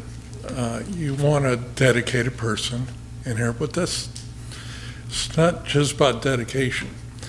And I don't really know Lori like so many other people here. The contact I've had with her has been pretty good. But with Lori comes a cost factor. She doesn't have the experience as a lot of city managers. And she has to rely on Doug White to direct her in the right direction. I tried to get information before this meeting because I knew this was coming up regarding Kendall Flint and her role. But she's advisor to the city and she's being paid. And if you look at what she has done, she's answering the questions that Lori can't answer. If you go through with this, is a background check going to be done on Lori White? I think that's important. You're talking about one of the top people up here that's you're going to rely on for the next 3 years. And you can say, well, she's been a City of Atwater employee. I don't know for how long, quite a while. But things changed. Things happened during that time. I was an Atwater employee in '81. As a reserve officer, I did a background check. In '82, I remained working as a reserve for Atwater, but I was hired by Merced College Police Department after a background check. In '84, I was hired full-time in Atwater. Now, have in mind, I was still a reserve officer in Atwater. I was working for Merced College Police Department. Atwater hires me full-time in '84 after a background check. Leave Atwater after about almost 16 years and go to Merced PD after a background check. 30 years in law enforcement, I go to work for the school district after a background check. So it's important if you're going to put somebody in this top position like this, I certainly hope that you guys do a background check on her and just see what's going on. But, you know, you got to think about this. This is the top person here of this city, and dedication is alone. If we have to rely on paying the city attorney constantly to tell her what to do, now we're paying Kendall to tell her what to do, you know, maybe perhaps we'd be better off, you know, getting somebody with more experience. And again, nothing against Lori. I don't know her. Just very, very little contact with her. Thank you. Anyone else? Chief? Drew Bessinger, 750 Bellevue Road, Atwater. I feel the need to come up and just address the council on this issue. As a public servant for over 4 decades, I've worked with a lot of city managers, and recently as a chief of police for several agencies, as an elected official, as a member of the command staff at the Clovis Police Department. It's important to have consistent leadership. I will tell you that when I was asked to come here, just so that answer questions, I was asked to come here and interview for the job. I Googled this city. I don't know that a lot of highly qualified city managers or assistant city managers would come into the atmosphere as it is now. And I think it's my personal opinion and professional opinion is that it's unfair to put the decisions that are going to have to be made in the next year on an interim city manager, because that places them in a difficult position where they have to do this. Where are the 3 votes instead of making a decision that they have to make. I have to agree that you have a good person now. I have never been in the city manager's office, and I've been in the city manager's office a lot. And Mr. White's there. I have never seen Lori she doesn't ask me for my opinion unless she wants it on something. I just think that it would be short-sighted to not take the individual who's doing the job right now and doing it well for something that may occur in the future.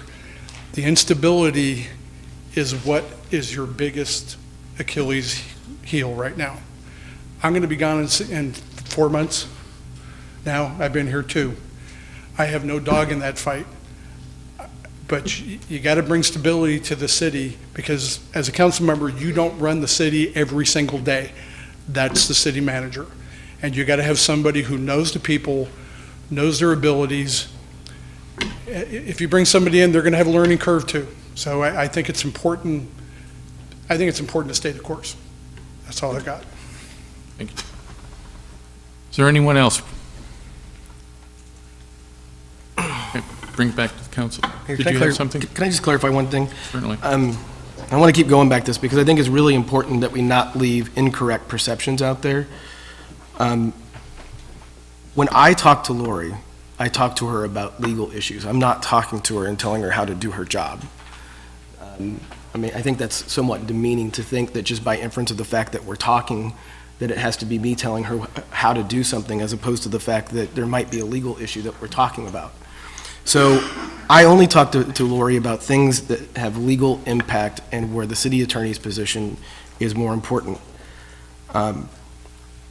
Kendall functions in the role because you haven't had one, and believe it or not, you all get a lot of media inquiries here, probably of astronomical proportions based off of your population and size.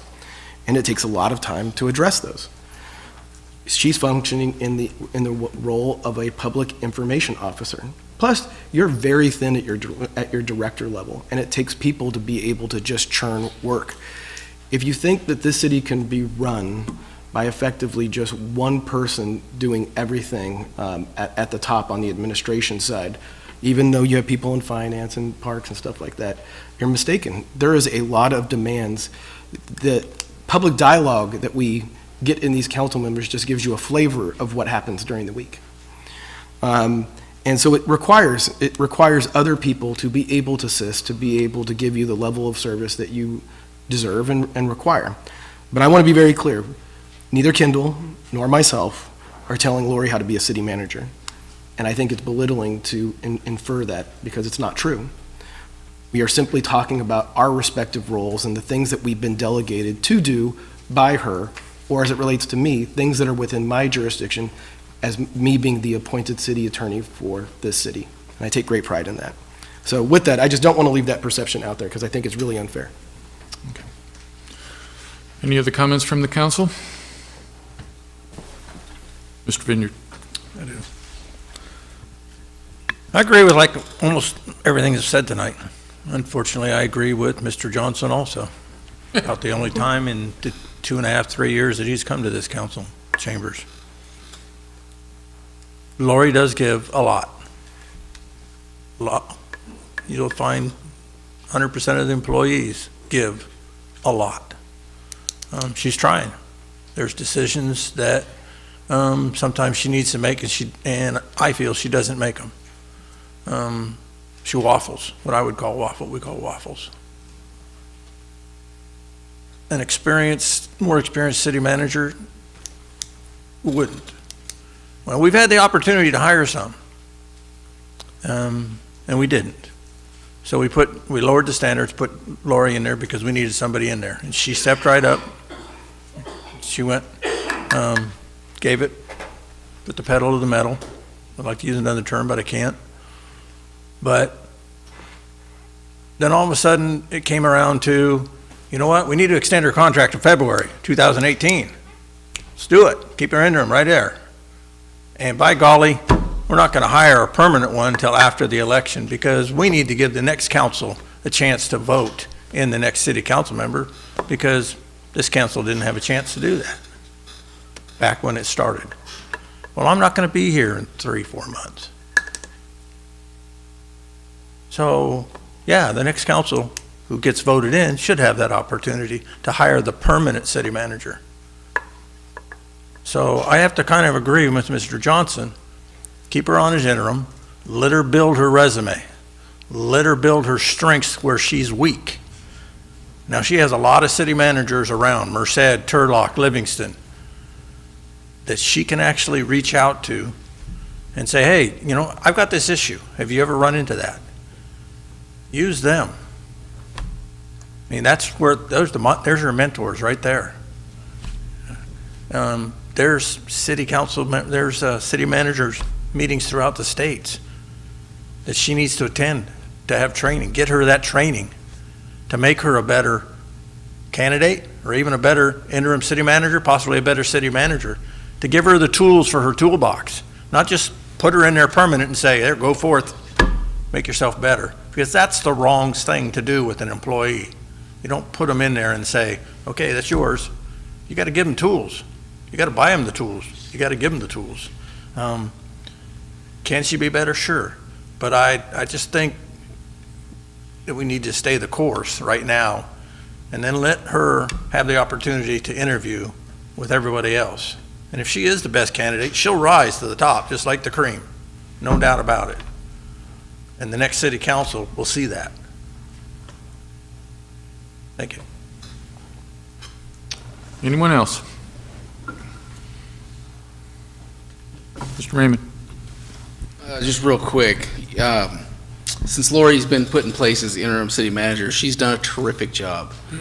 We've seen things streamlined, projects getting started, projects being followed through on, things we haven't seen in my tenure up here. And I've been very impressed, and I've been vocal about that to everybody. So I think that this is definitely something we need to be considering, especially given the state auditor wanting stability. I know we hear different things, but I actually have spoken to people from the JLAC and the auditor's office, and there are certain things they're looking for. And this is something that is up on the list and is, I think she's done a good job. Mr. Grade. Tonight was a great example of why we need to hire Lori. The character assassination on her and her years here of service are exemplary. She's done a great job. She's been asked to step up and fill the role of city manager. She's done a great job on that. She's balanced the city budget. Bramble didn't balance it. He used weird numbers when he did his. She actually balanced it. We're moving forward with a plan to pay the debt down. We've been talking about $2.3 million to $3.1 million since 2010. Her short time on here, she's taken this city by the reins and she's leading and making progress. So for everybody to say we need to do this or we need to do that or I have a problem with this and I think you guys need to do that, great. But nobody's going to come into this community the way you guys just destroy people. It's completely rude and upsetting that she's done nothing wrong. You guys are digging up dirt, saying she did this, or her company she worked for, Baker, whatever else. Come on. We all want to pull this city in the right direction. Why are you guys doing this? She's doing nothing but giving 1,000%. The council's not perfect, but the city manager runs the city. And she's doing great strides. She's doing things more creative. Back like when Frank Petro, you guys were all for Frank Petro. She's doing similar things, out of the box, thinking out of the box. He didn't have the credentials. He was a sergeant in the police force. He came in and he did a lot of things for the city that everybody's happy about. Lori's doing the same thing, but on 2.0. So I'm really saddened that you guys would attack her character. She's done nothing but good things for this community, and she's what we need at this time. And then with this contract, if the new council doesn't like it, there's a clause in there. Nobody's here forever. It's not a lifetime gig. So trust in your people.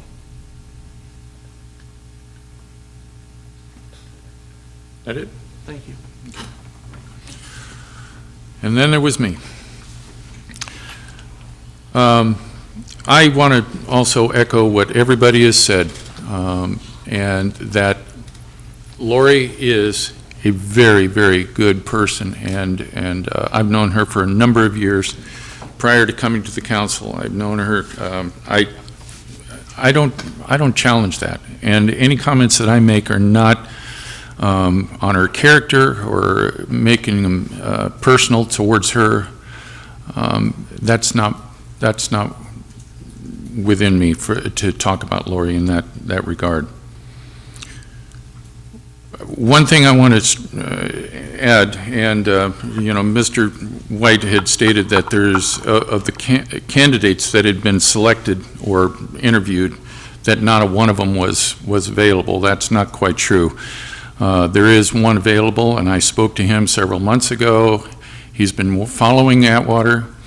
He said that he is available, and yes, he would like to be here. So, I'm sorry? He withdrew, Mayor. The one you're talking about, I have his email. I could show you. He withdrew after that conversation. Okay, all right, that I haven't seen. All right, but in any case, the point I want to make tonight is this, several points actually. One is we have standards for, we're talking about a book and standards for the council and commissions and oversight committees and all that. We have the same thing for our top non-elected person for this city, and that's the city manager. And they're there for a reason. 5 years minimum of experience, a bachelor's or master's degree in public administration, and experience. I mean, come on, they're there for a reason. It's not to go and nitpick on this person is a good person, bad person, whatever.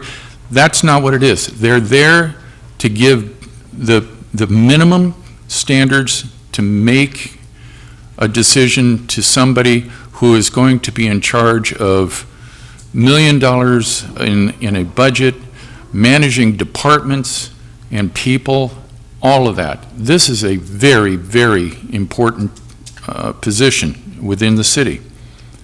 Now, one of the things that I brought up earlier in the evening was that it's my belief that we should be communicating with the State Audit Committee and letting them know what we are pondering here, and let them render an opinion, not a decision, but an opinion, because they have made comments. Maywood, California is one of them, where they went ahead and they hired a city manager who fell to the category of not qualified, and the city went in the tank.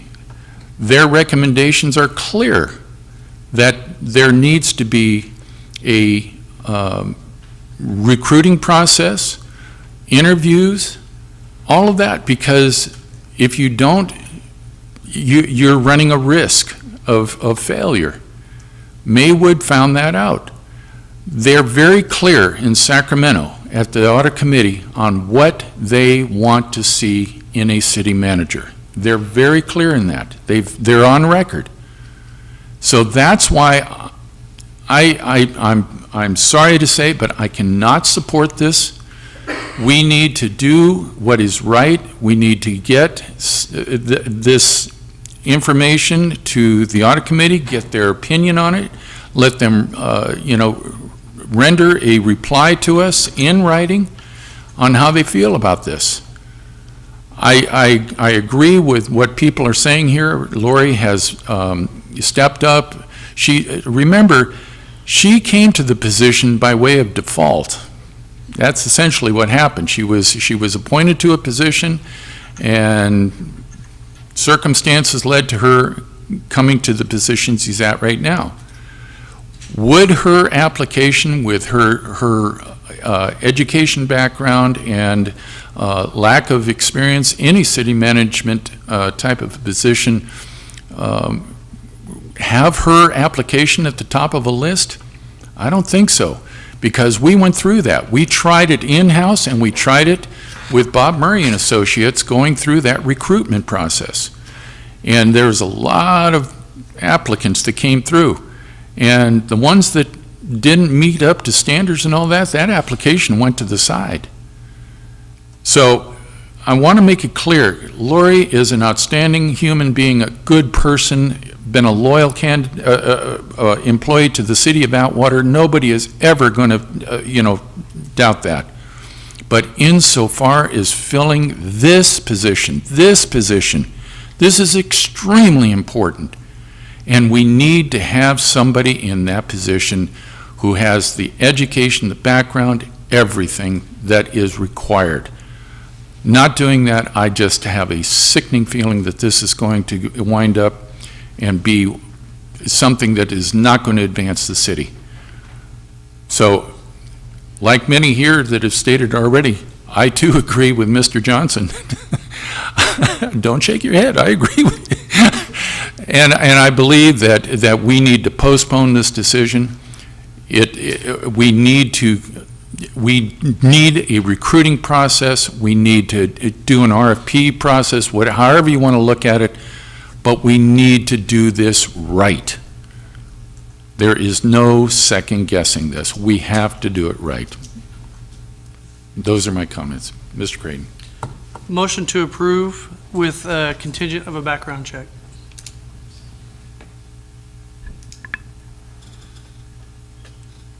Mr. Raymond?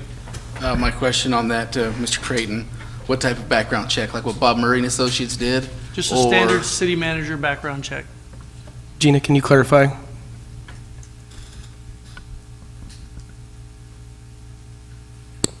It would be the standard background check, not a post-level background check that every other employee goes through.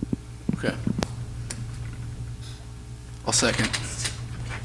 Ms. Pierre? No, Did you? I was going to second, but Okay. it was my idea, so Brian. Okay. That it? Call for the question. Creighton? Yes. Raymond? Yes. Vieira? Yes. Vineyard? No. Price? No. Motion passes. Next item. Can you call Lori in, please?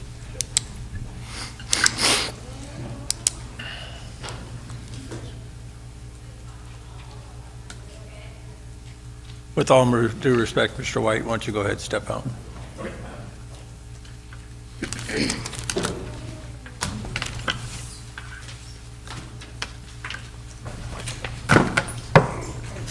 Ladies and gentlemen, please greet the new permanent city manager.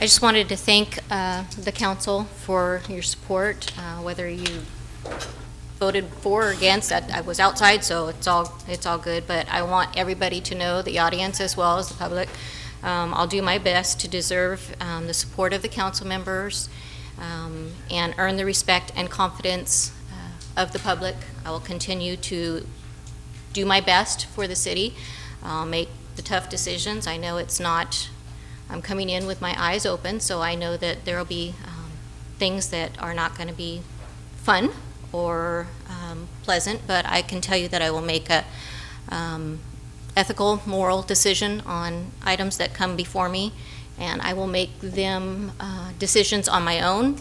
I don't come with anyone's agenda. In just the few months that I've served for the city in this capacity, we've made dramatic strides, passing our first unanimous budget.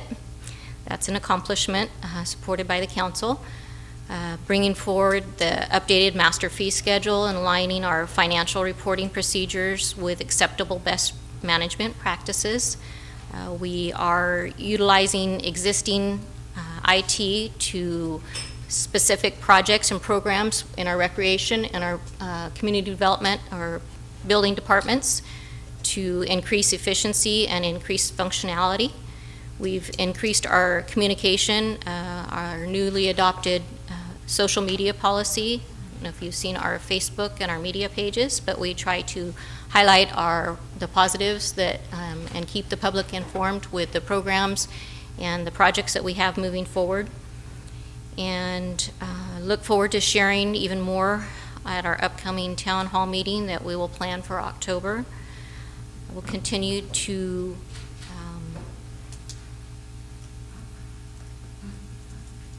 I'm sorry, I just lost my train of thought, but I am vested in the community. I have been. I am committed to do a good job and hopefully gain the support and trust of those who are still questionable, but I will work diligently to earn that. And most of all, I thank council again for giving me the opportunity. Congratulations. Next item. This item is a RFP for in-house attorney is the new title. This is the item that was pulled and revamped. I brought this mainly to, I'm going to put this right up front, this has nothing to do with Mr. White. This has everything to do with our budget and the audit committee recommendation, and trying to find ways to save more money. Our lawyer fees for the last 3-4 years have been high in a large number of areas. Granted, they've been higher due to a lot of litigation that we've been dealing with the last couple of years. And I just think that we need to find a way to reduce those fees, and a good possibility of doing that is with an in-house lawyer, and maybe it's with contract. But I do believe we need to compare what we've done for the last 2-3 years to what we could do with an in-house attorney, and that we need to look at an RFP for an in-house attorney. Doesn't mean we have to go that direction, but we do need to look at it. So, in dealing with our budgetary problems, we need to do that. Comment? It's great. Actually, when I saw this on the agenda, I was quite shocked that someone would propose bringing in-house counsel. So I did my homework. I thought, well, maybe there's something to it. You know, we've thrown this around, in-house, contract, whatever.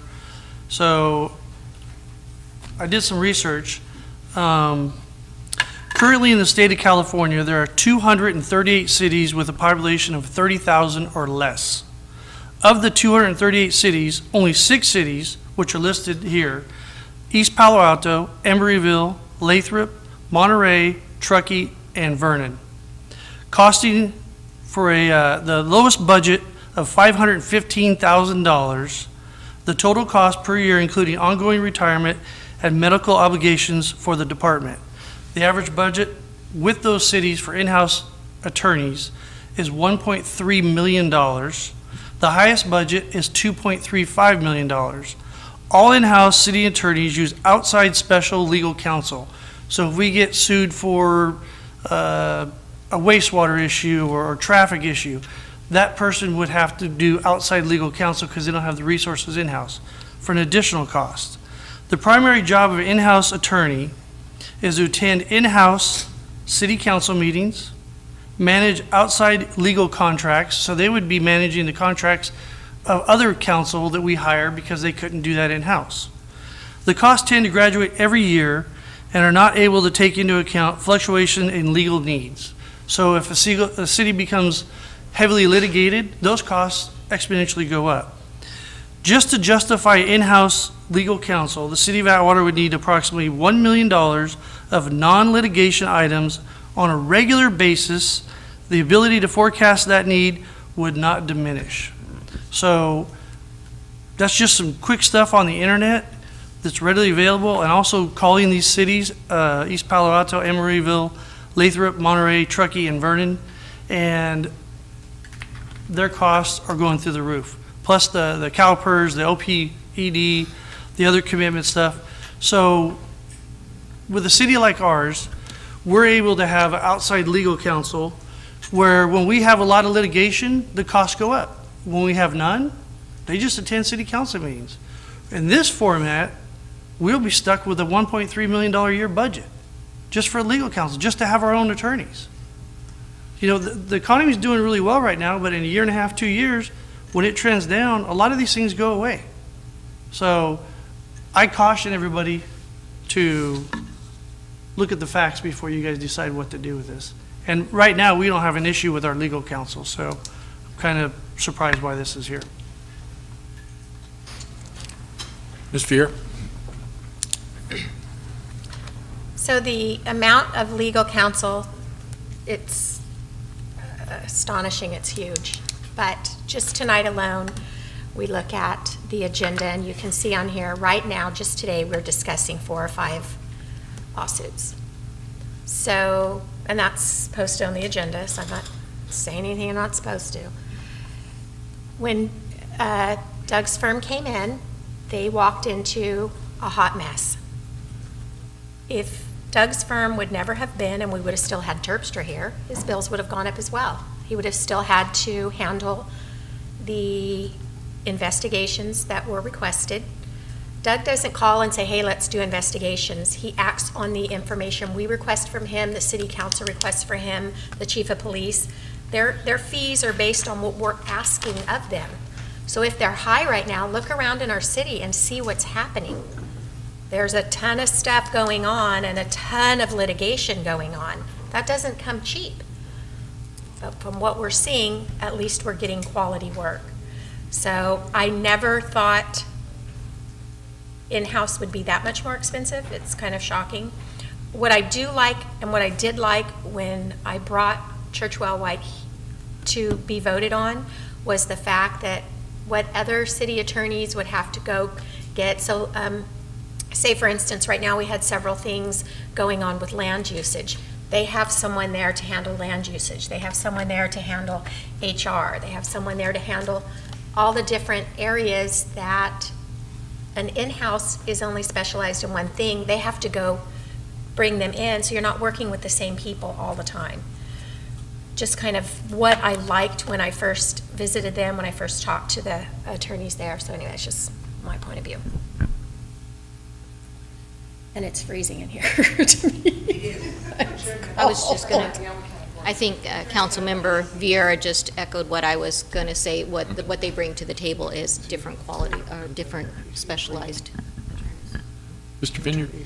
Oh. It's freezing in here. Okay. That's why you guys are in the hole. Do some jumping jacks or something there. He's going to retire, so we're going to get a new thermometer monitor when he leaves. Jim quit. May I say something? Yeah, go. Internet's a great thing, okay? And I understand what the facts and figures he found for those cities. However, those figures don't necessarily take in the cost of living for those areas. They don't compare a lot of different things. All I'm doing is saying, let's look at it. Let's see what's there and see if we can do a savings. I'm not saying we have to go with a new contract. I'm saying, but let's look. We owe the taxpayers, we owe ourselves to take a look. And that's all I'm asking for is to take a look.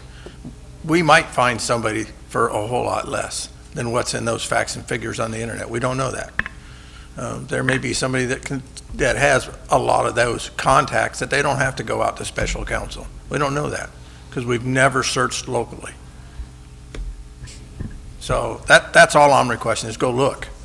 Doesn't mean we have to take the step and change, but let's look, because that's what we should be doing. We should be looking out there for the savings. And if there is some, we should take that step. If there is none, then we don't take it. But let's at least look. That's all I'm doing. That's all I'm asking. Take a look. Mr. Raymond? I got many of the same results and figures that Mr. Creighton got. But the one thing, again, that puts us in a bind is the JLAC and the state auditor want to see stability. And this is, again, creating more chaos where we need stability.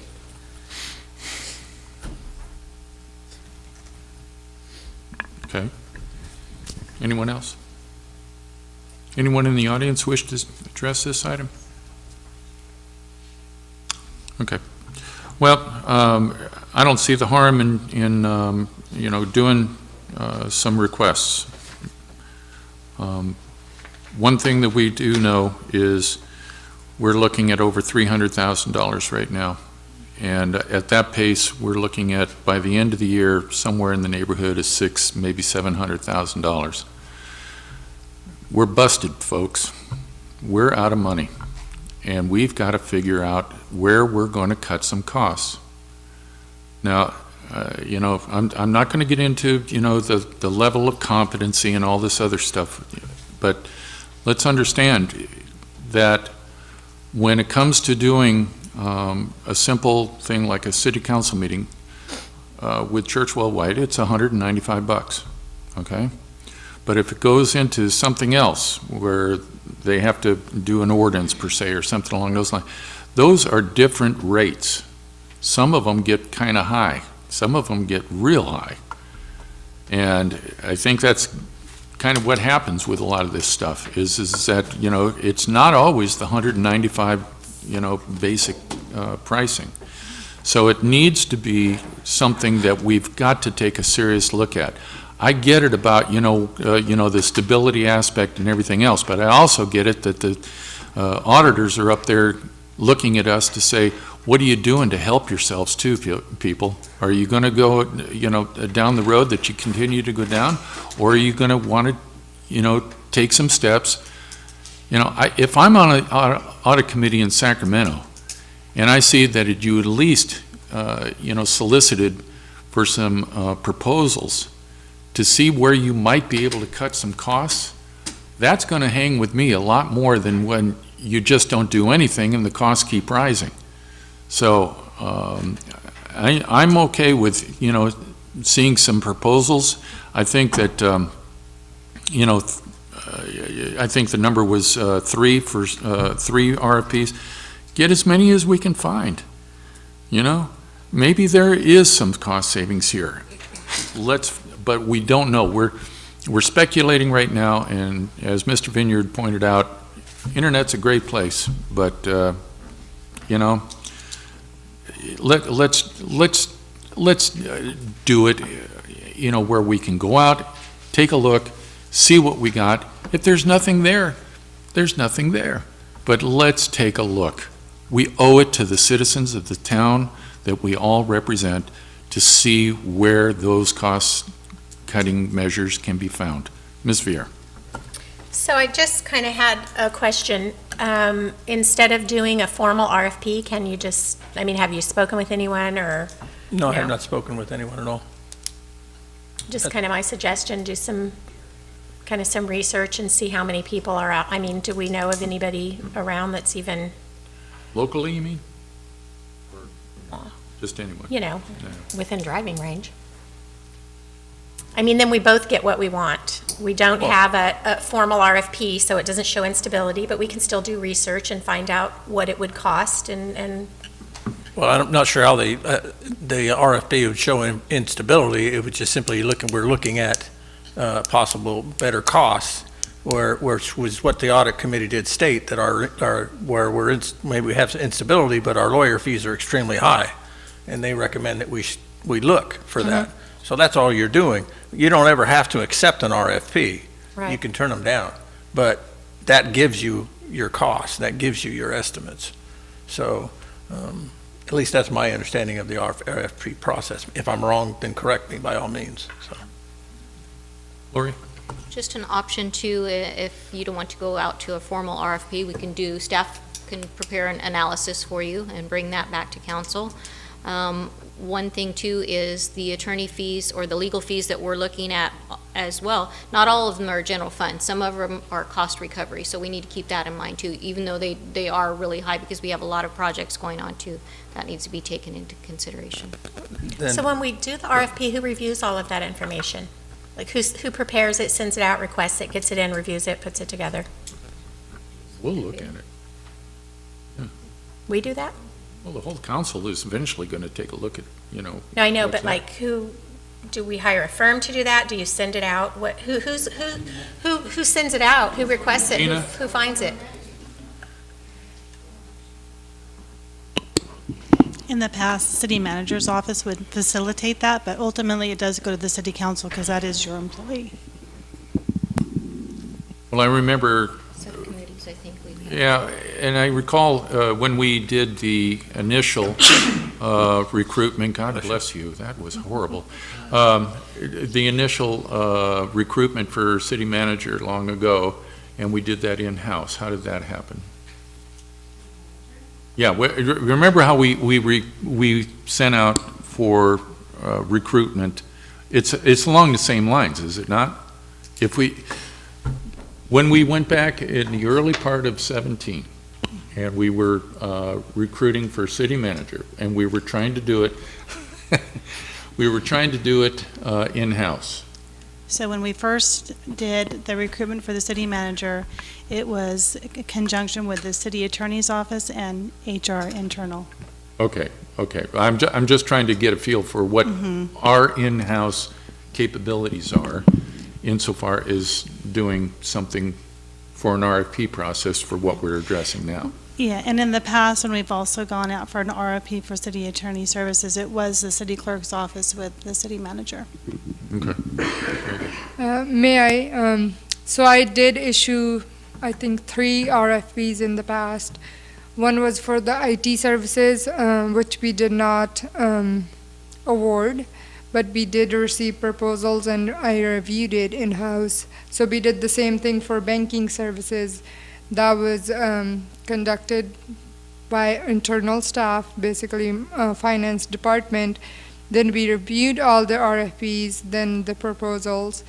Then we reviewed and we recommended to the city council whichever we felt more cost effective to the city or beneficial. So we're not reinventing the wheel. We know how to do this. Correct. But we don't have expertise in the attorney services, so that's kind of, we probably need some external help, but we know how to conduct RFPs and how to handle that. Okay, Mr. Vineyard, don't break your pen. Yeah. So, okay, in order to try to make some headway on this without making a big conflict, yeah, I'd be, without doing the formal RFP, to answer basically the 3 areas of concern that I listed here and comparisons, then if we can do it in-house without causing a high degree of expense and added work, of course, everything's added work, then fine, we can do that and do a comparison and bring something back to see and move forth with it, then fine, I can agree with to do that versus the RFP. I don't have a problem. I'd just like to see where we're at and see if we can't do some savings. If there's no savings, I don't have a problem with keeping things status quo, but we always need to look forward to savings. So we can all and that's my whole kind of reach idea. out and dig around and see what we can find. If we can do that. And then absolutely. if we say, hey, this could save us money, then we send out an RFP and go for it. I think we need to do that. I think that's our due diligence. So you're looking at what, 30, 45 days? What do you want? 45 days? 45 days. Okay. Let's give a wide enough span. Is that your motion? Yes. Okay. If I can, do we need to word that differently, Ms. Rasmussen?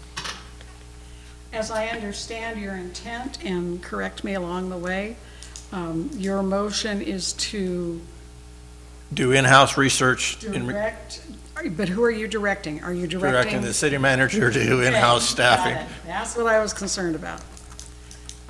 To conduct an in-house research on possible attorney fees, et cetera, compared to the last couple, 3 years. And to see if there's a savings. Presentation to the council in 45 days. Thank you very much.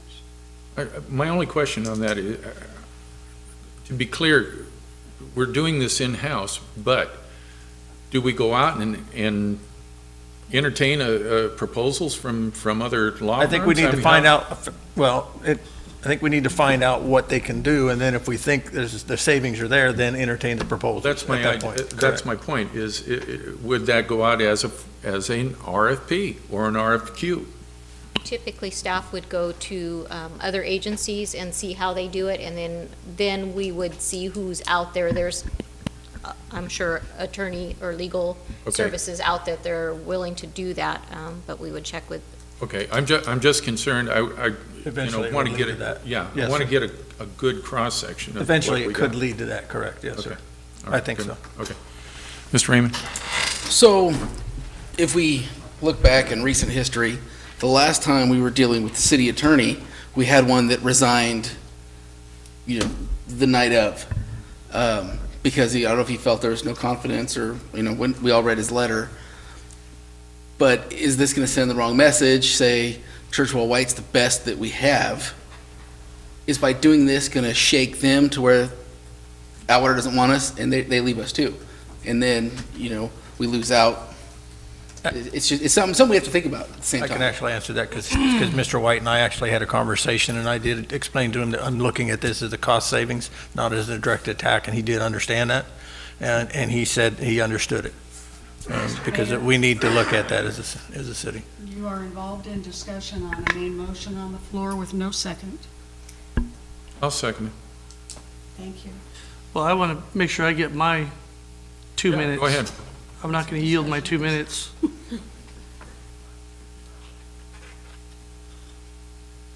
Do I have the floor? Yes. Okay, so timing's everything. On your way out, you're going to do a request for a new city attorney for cost savings. We have issues already with staffing and longevity here. We're trying to get through financial issues. We have several litigation issues that we're involved in. We have some land deals that we're involved in. We have a cannabis thing that we've been working on for 18 months. We've got so much in the pipeline. Why are you guys trying to rattle the legal counsel we have right now? The internet is where I went to. I talked to these cities. And they said, good luck. $1.3 to $2.2 million a year to bring it in-house. And then you're going to do an okay job of that. By the time you bring somebody up to speed and you got to find offices and you got to house them here and you got to create this whole new department, it's pretty daunting. So I question the whole motive of why we're doing this now at this time, right before an election. So I caution everybody because what Mr. Raymond said is a very true fact. Mr. White could walk in that door tonight and go, I'm done. So plan B, what is it? We don't have one. So be damn careful what we do here tonight. I'm telling you guys, be careful. Thank you. Comments? Yeah, Any more? I do. Yep. First of all, I've got 6 meetings left after this one. I don't plan on sitting on my laurels and not doing my job up to the very last meeting. I'm not here to screw around. I'm here to get things done for the citizens of this city, because that's because I was elected. I'm here for the full extent of my 4 years. And if I see something that I think needs to be looked at, I'm going to present it. Has nothing to do with the election coming up or me leaving or anything else. I'm here to do my job to the end, period. And if you don't like what I present, that's okay. I'm still going to present it because I'm doing my job for the citizens. That's what it's about. Call for the question. Well, Ms. Vieira first. So, I brought something tonight that might have been a little questionable, and I respect Jim for bringing his. So there's really two good sides of the argument here. When I brought Churchwell White and talked to him 2 Octobers ago, or however long ago it was, and I was really impressed with what their firm had to offer. So I think it is important that we do look at. We are right in the middle of several lawsuits. This would not be a good time to take a chance. But, just kind of where I'm coming from on that. Well, as I said, this is not to go and replace anybody. This is to see if there is cost savings out there to be made.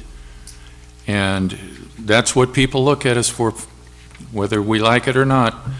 We're the stewards of the funds here, and we've got to figure it out. Are we going to try to do what we can to save some money? Or are we just going to continue along? We've heard the same thing. This is not to get rid of anybody. It's a fact-finding thing right now to see if, in fact, there are any savings to be derived.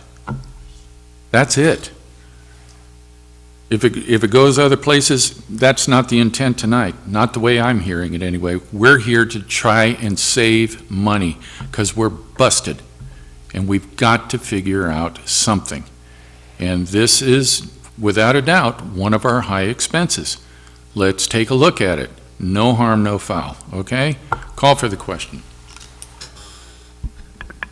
Mr. Vineyard? Yes. Ms. Vieira? This is a tough one. I think Jim is really coming in with great ideas. I just think the timing is bad, so I'm going to pass on this one now. You're passing or you're saying No. no? Mr. Creighton? No.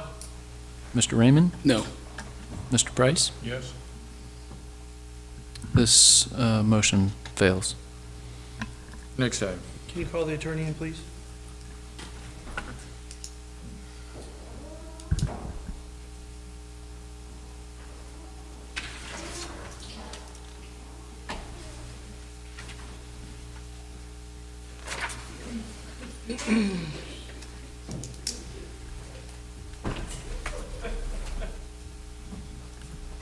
Our next item is destruction of abandoned building at Veterans Park. Mr. Creighton. Thank you, Mayor. Thank you, Council. Recently, over the last year and a half that I've been on the council, I've been involved with the veterans groups and members of the community to better our community, and I've been highly involved out at Veterans Park, and I've watched it go from a derelict state of neglect and abandonment to the veterans investing almost 6 months of their time and over $50,000 into that building and the facility out there to make it a nice place that Sandy, our recreation director, could rent out and people of the community can use and partake in. And every weekend I go by out there, there's hundreds of people enjoying that. Just a few weeks ago, our police department went out there. They created a Let's Clean Up the Park, and several members of the community went out there, and we all cleaned up, including you, Jim, Brian, Cindy, Jim came by. The effort in the community is to be positive and do good things. While we were out there, there's an old abandoned building. It's an old military building that's on the property of Veterans Park, just west of the restrooms. And there's a hole in it, and there's vagrants that go in there and bums, and we have issues, and there's been hypodermic needles and other things where the kids are playing just adjacent to that. I don't know the purpose of that building, why it's still there today, but it needs to be torn down. So I brought this to the council because I think with the assistance of Public Works on a weekend, that if I could get access to a backhoe and we can get some dumpsters out there, I could get volunteers. We could level that building with the building's official permission to fall that building and remove it. We could have volunteers do all that at no cost with just use of some Public Works equipment. And the cost would be the dumpsters to haul the crushed building away. So that's what I'm bringing before the council, is authority to demolish that building and get it off the property. Mr. Vineyard. Yeah, I think that building used to be at one time was storage for equipment and mowers and stuff for, I believe it was AYB used it, or Little League, one of those groups that used that facility in those ball fields all the time, and I'm not sure they're even using it anymore. It may be empty. I think that would be a fantastic idea, because that would just open up either more parking or just more space for family and friends to occupy. So I'd be in favor I do have a question. Of tearing it down. I do have a question for everybody in the council. In Atwater in the past, there's been derelict buildings, and I don't want to get into the diatribe about what happens, or is there any historical significance to this building before we do anything? So I want to take a pause on that and ask if anybody here knows, and maybe we give approval, but we wait maybe a month or so to get input, that if it's some special building that we don't know about before we go knock it down and get it beat I up. think you'd have to check with the Historical Society and see if there's Jim, any. you've been stationed there. I don't think see so. anything that would be of any historical significance. Brian, you're shaking your head too. Well, the old There's scout no- hut got knocked down, and there's a lot of repercussions for that. Nah, this one, I know the building you're talking about. I don't think there's any significance to that. The only question I would have for Brian is, are there any utilities, gas lines, electrical, anything like that that would? We'd have to USA it and then. Right. There's some electrical and water in there. Okay, I so. don't believe there's any gas, but we'd have to look at that. Okay, So so I'm looking for council's direction on this. blow it up. Motion to approve. Third. Anything from the public that they would like to comment on this? Mayor, if I could speak, Certainly. the only thing we'd have to do is look at that building for the asbestos and lead. Right, the building If that's official in will there, help then us it'd with have to be that. hauled off too.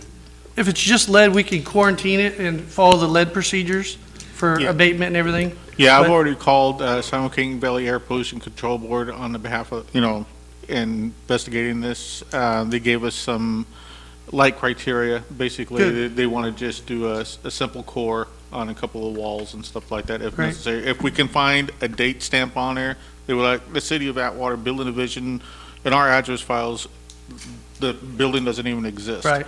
So, that's one of the problems that we're having on there. But as far as valley pollution, they just want to have somebody with my authority just say, yeah, we've checked it out. They want to be called. They're basically going to decide, is it worth it to them to come down to do a test? Sure. Because it really isn't going to be anything to where it's anybody's going to live in or live around or anything like that afterwards. So, Great. okay. Let's do it. Call for the question. Viera, Yes. Vineyard, Yes. Raymond, Yes. Creighton, Yes. Price. Yes. Motion passes. Thank you. City Council comments. Mr. Raymond. Well, it's twice now that my grandpa's been used in conversation instead of me, but I do strive to be like him every single day. So there's a difference. I just want everybody to know that. Also, on a personal matter, today is my wife's birthday. I'm in a lot of trouble now at the time. I just want to wish her a happy birthday and tell her I love her. Ms. Viera. Yes, a lot of tough decisions being made here tonight, and I appreciate everyone who does stay till the end to see it through. I know a lot of us come for public comment and then we leave, but I think that we are pushing forward in the right direction, and even though, again, I know that we don't always agree as a council, I do know, and I am very confident that all five of us up here definitely have the best interest of the city. It might not always go our way, but regardless, if Mayor maybe doesn't agree with something that I brought, I know that he will still support the city and support, the forward direction that we're going. A lot of things come up here, and, we're the Third Street Posse, or we're the group of three, or whatever. And sometimes I really want to think about, am I up here lying? Are you out there lying? There's always two sides to the truth, and as we judge each other or judge what someone else is doing, you need to remember that. I may look at this box and see green, but Jeannie, you may see turquoise. It's both the truth. It's just how we perceive it. So if I bring something to the city council that I think is just and right, that's how I perceive it. It's not necessarily some, scheme that's going on. It's how I perceive it and what I perceive to be good, and that's why I'm here. At the end of the night, I go home with my decisions and how I feel, and I live with what I do, and I feel good about it the majority of the time. So just because maybe Mayor doesn't agree with the decision I made, sorry, I'm not picking on you, Mayor, but sometimes you and I don't agree. It doesn't mean that I'm right or he's right or I'm wrong or he's wrong. It's just we view it a different way. But everyone does need to remember that at the end of the day, regardless of how we vote or how we see, whether it be green or whether it be turquoise, there are 5 people up here, elected officials, that absolutely, I will vouch 100%, has the best interest of this city. And it may not always come across to you that what I'm doing is the truth, but I believe it to be the truth. The mayor believes it to be the truth. We're doing the best that we can with what we've been given. And I still see Atwater going in a beautiful, shiny direction. Got some really exciting things in the next couple of years that I want to see happen that I think will, be something really fun for our city. And thank you, everyone, for entertaining what I had put on the agenda tonight. And Lori, I look forward to working with you. Congratulations. And if there were ever a person with a bigger heart or more love for their city, I certainly haven't met them. Mr. Graydon? A few things. I want to tell Christopher, the kid that walks around town all the time. Most of you guys know him by Christopher. Super sweet guy. He has been my conduit to keep me updated at McDonald's at Five Corners and the Valero at Five Corners. And there's nobody sweeter than that kid out there doing that. And he's so excited for the change that's coming to Five Corners. Bobby even repainted Bobby's Liquor, and they're talking about doing some improvements over there. So positive things are contagious, just like negative is. So positive is taking control more than negative, and that's a good thing. So Five Corners is going to look great. And then that shopping center, I've seen them sprucing that up. Don, your business is over there. Looks pretty nice over there. Target, Mark shared some stuff with me about Target opening date. I had no idea how many people, ladies especially, care about Target and when the heck it's going to open up because they can't get their Target fix here in Atwater. So I won't tell them the opening date. I'll let you do that, what the projected Target date is, so they can hear it from you. We were told today, September 2nd is what they're. Now, before you get too excited, it's going to be a partial opening. So if basically half the store is going to be open, basically the grocery store part is going to be the first part open. I know. They hope to, generate some more sales and get the clothes in within a week or two after that as the product starts coming in. But right now they are, the mess that was left behind in that fire was a lot more than they ever thought it was going to be. So it just pushed back their idea of opening it up a little bit. So, but they definitely want to get open up for the community. They've been very upfront and very great to deal with, and compliant and anything that the city's been looking for and stuff, and we've been helping right back, trying to get them as open as soon as possible. And I want to thank Mark and Lori for thinking out of the box, because there's an issue that we don't know about, we're not going to talk about tonight, but they've come up with a solution so they can hit that September 2nd deadline to open the store back up. So that's a kudos to you guys for thinking out of the box, not just being a bureaucrat. They found a solution to make it work, so good job on that. Also, Sandy Movie in the Park, really excited about that. They've been trying to do it. I love those things. I'll go to that. I'm going to enjoy it. Well, tell the church thank you again. Thank you, thank you, thank you. This weekend, holiday, Labor Day's coming up. The Blouse House, officer installation. Don't forget to try to participate in that if you can. We love the Blouse House. And Lori, congratulations on being our 7th city council member. City attorney. council? I mean, city Our city manager. You're the council member, attorney, Now city she- manager. Yeah, that was gonna be a rumor that she's We don't giving us even know- direction. Hey, Lori, we don't She's even know telling what us you what to do. So congratulations on that. Thank you, Mayor. Mr. Vineyard? There's a lot of things going on out there where the employees of all departments feel the council may not support them because of what's said in here, because of all the negativity. Even the people may not think we support you because of all the negativity that's said in here. There's things we can't do when people come up to the podium. So it may look like we don't care. But because of the First Amendment, there's not a whole lot, our hands are kind of tied. But trust me, we are fully behind our employees and our staff. We're fully behind this community. If we could eradicate the problem justifiably and ethically, we would, but you can't. So that's the great thing that our forefathers put, in the Constitution, was the ability for people to come up and speak. And we can't control people's mouths. or what comes out of them. And that's really actually sometimes a good thing. But I always kind of look at it as water off a duck's back. Fortunately, I can shut my hearing aids off and I can't hear some of it. But when stuff is said negatively towards me, I just let it run off my back.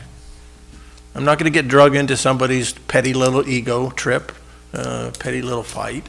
It's not worth it to me. Too many things have happened over the last weekend again.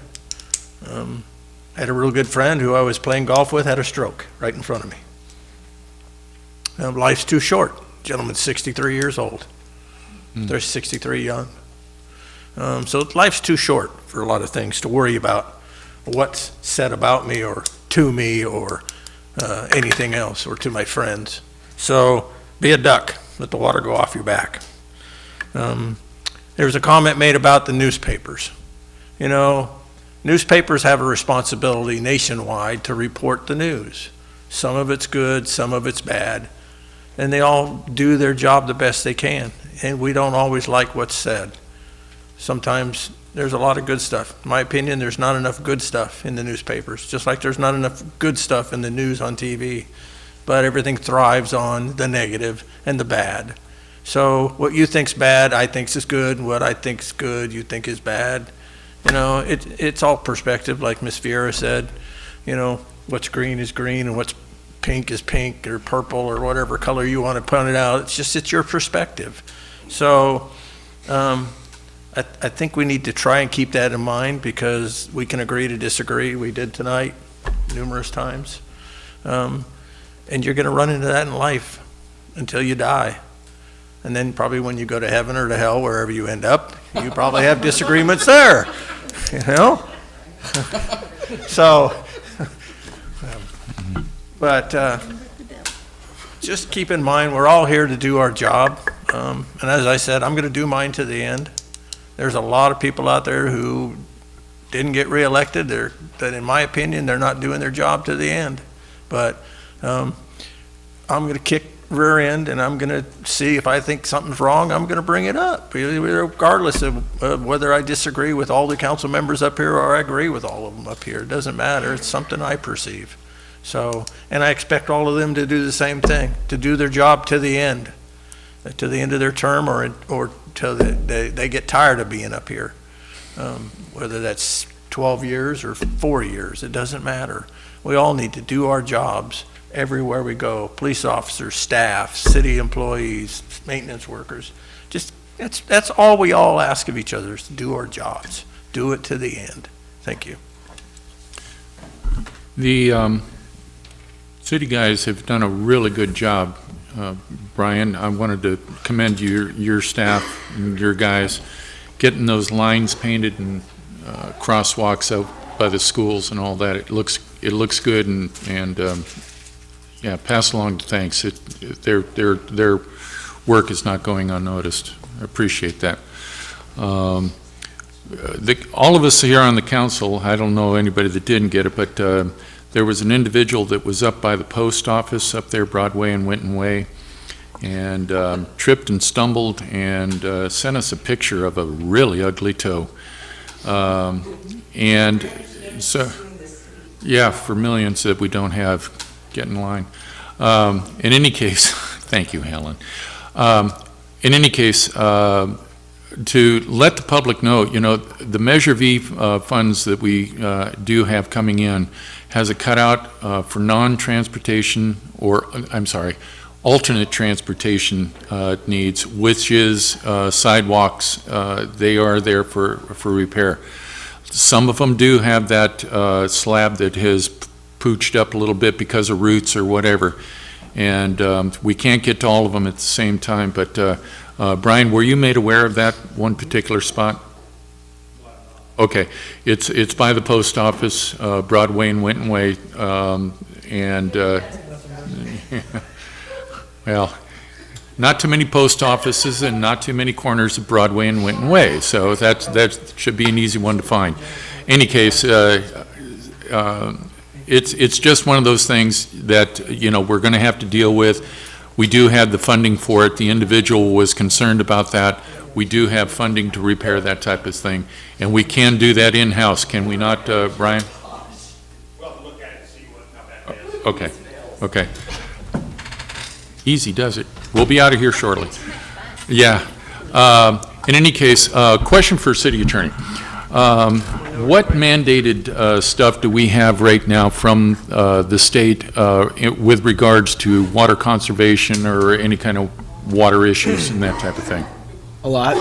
Well, specifically, Jerry Brown kept in place most of the urgency ordinances that were previously adopted. So okay. We're still in basically an extreme conservation. Well, the reason I bring that up, to be perfectly honest, is that that's a pretty sounding phone.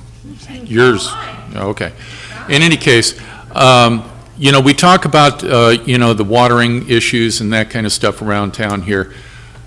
You know, and we've gone to 3 days a week. You know, with what I'm seeing where people are just allowing water over the curbs, they're watering on days they shouldn't be, all that kind of stuff like that. It dawns on me, why do we even have an ordinance if nobody's going to pay attention to it, for one thing? And number two is we have no enforcement mechanism out there to ensure that people are staying compliant. So I guess my question, or the thrust of it was, why have the ordinance at all and just let people, because they're already doing it, they're watering on the days and just any time they want, day and night. So we have it in place because we're legally required to. The other component to it is if the state, although much more passively than they used to, they monitor your water reductions. If they see spikes, they pull you in and then they fine it. And I can speak from personal experience because this happened to Riverbank. Again, hasn't been like that for the last year and a half. But that is what can happen, and those mechanisms are still in place. Thanks for that info, because it's just very frustrating to see that waste of water rolling down into the gutters and that type of thing. But in any case, also we're coming, believe it or not, it's going to be fall here shortly. And so I'm just asking people, please help Brian and his crews use your green can. When the leaves start coming up, listen, I get it. You know, some people have a lot of leaves in their yard, but what they do is they get that blower out and just blow it out into the street or rake them out into the street, and now guess whose problem it became? City of Atwater's.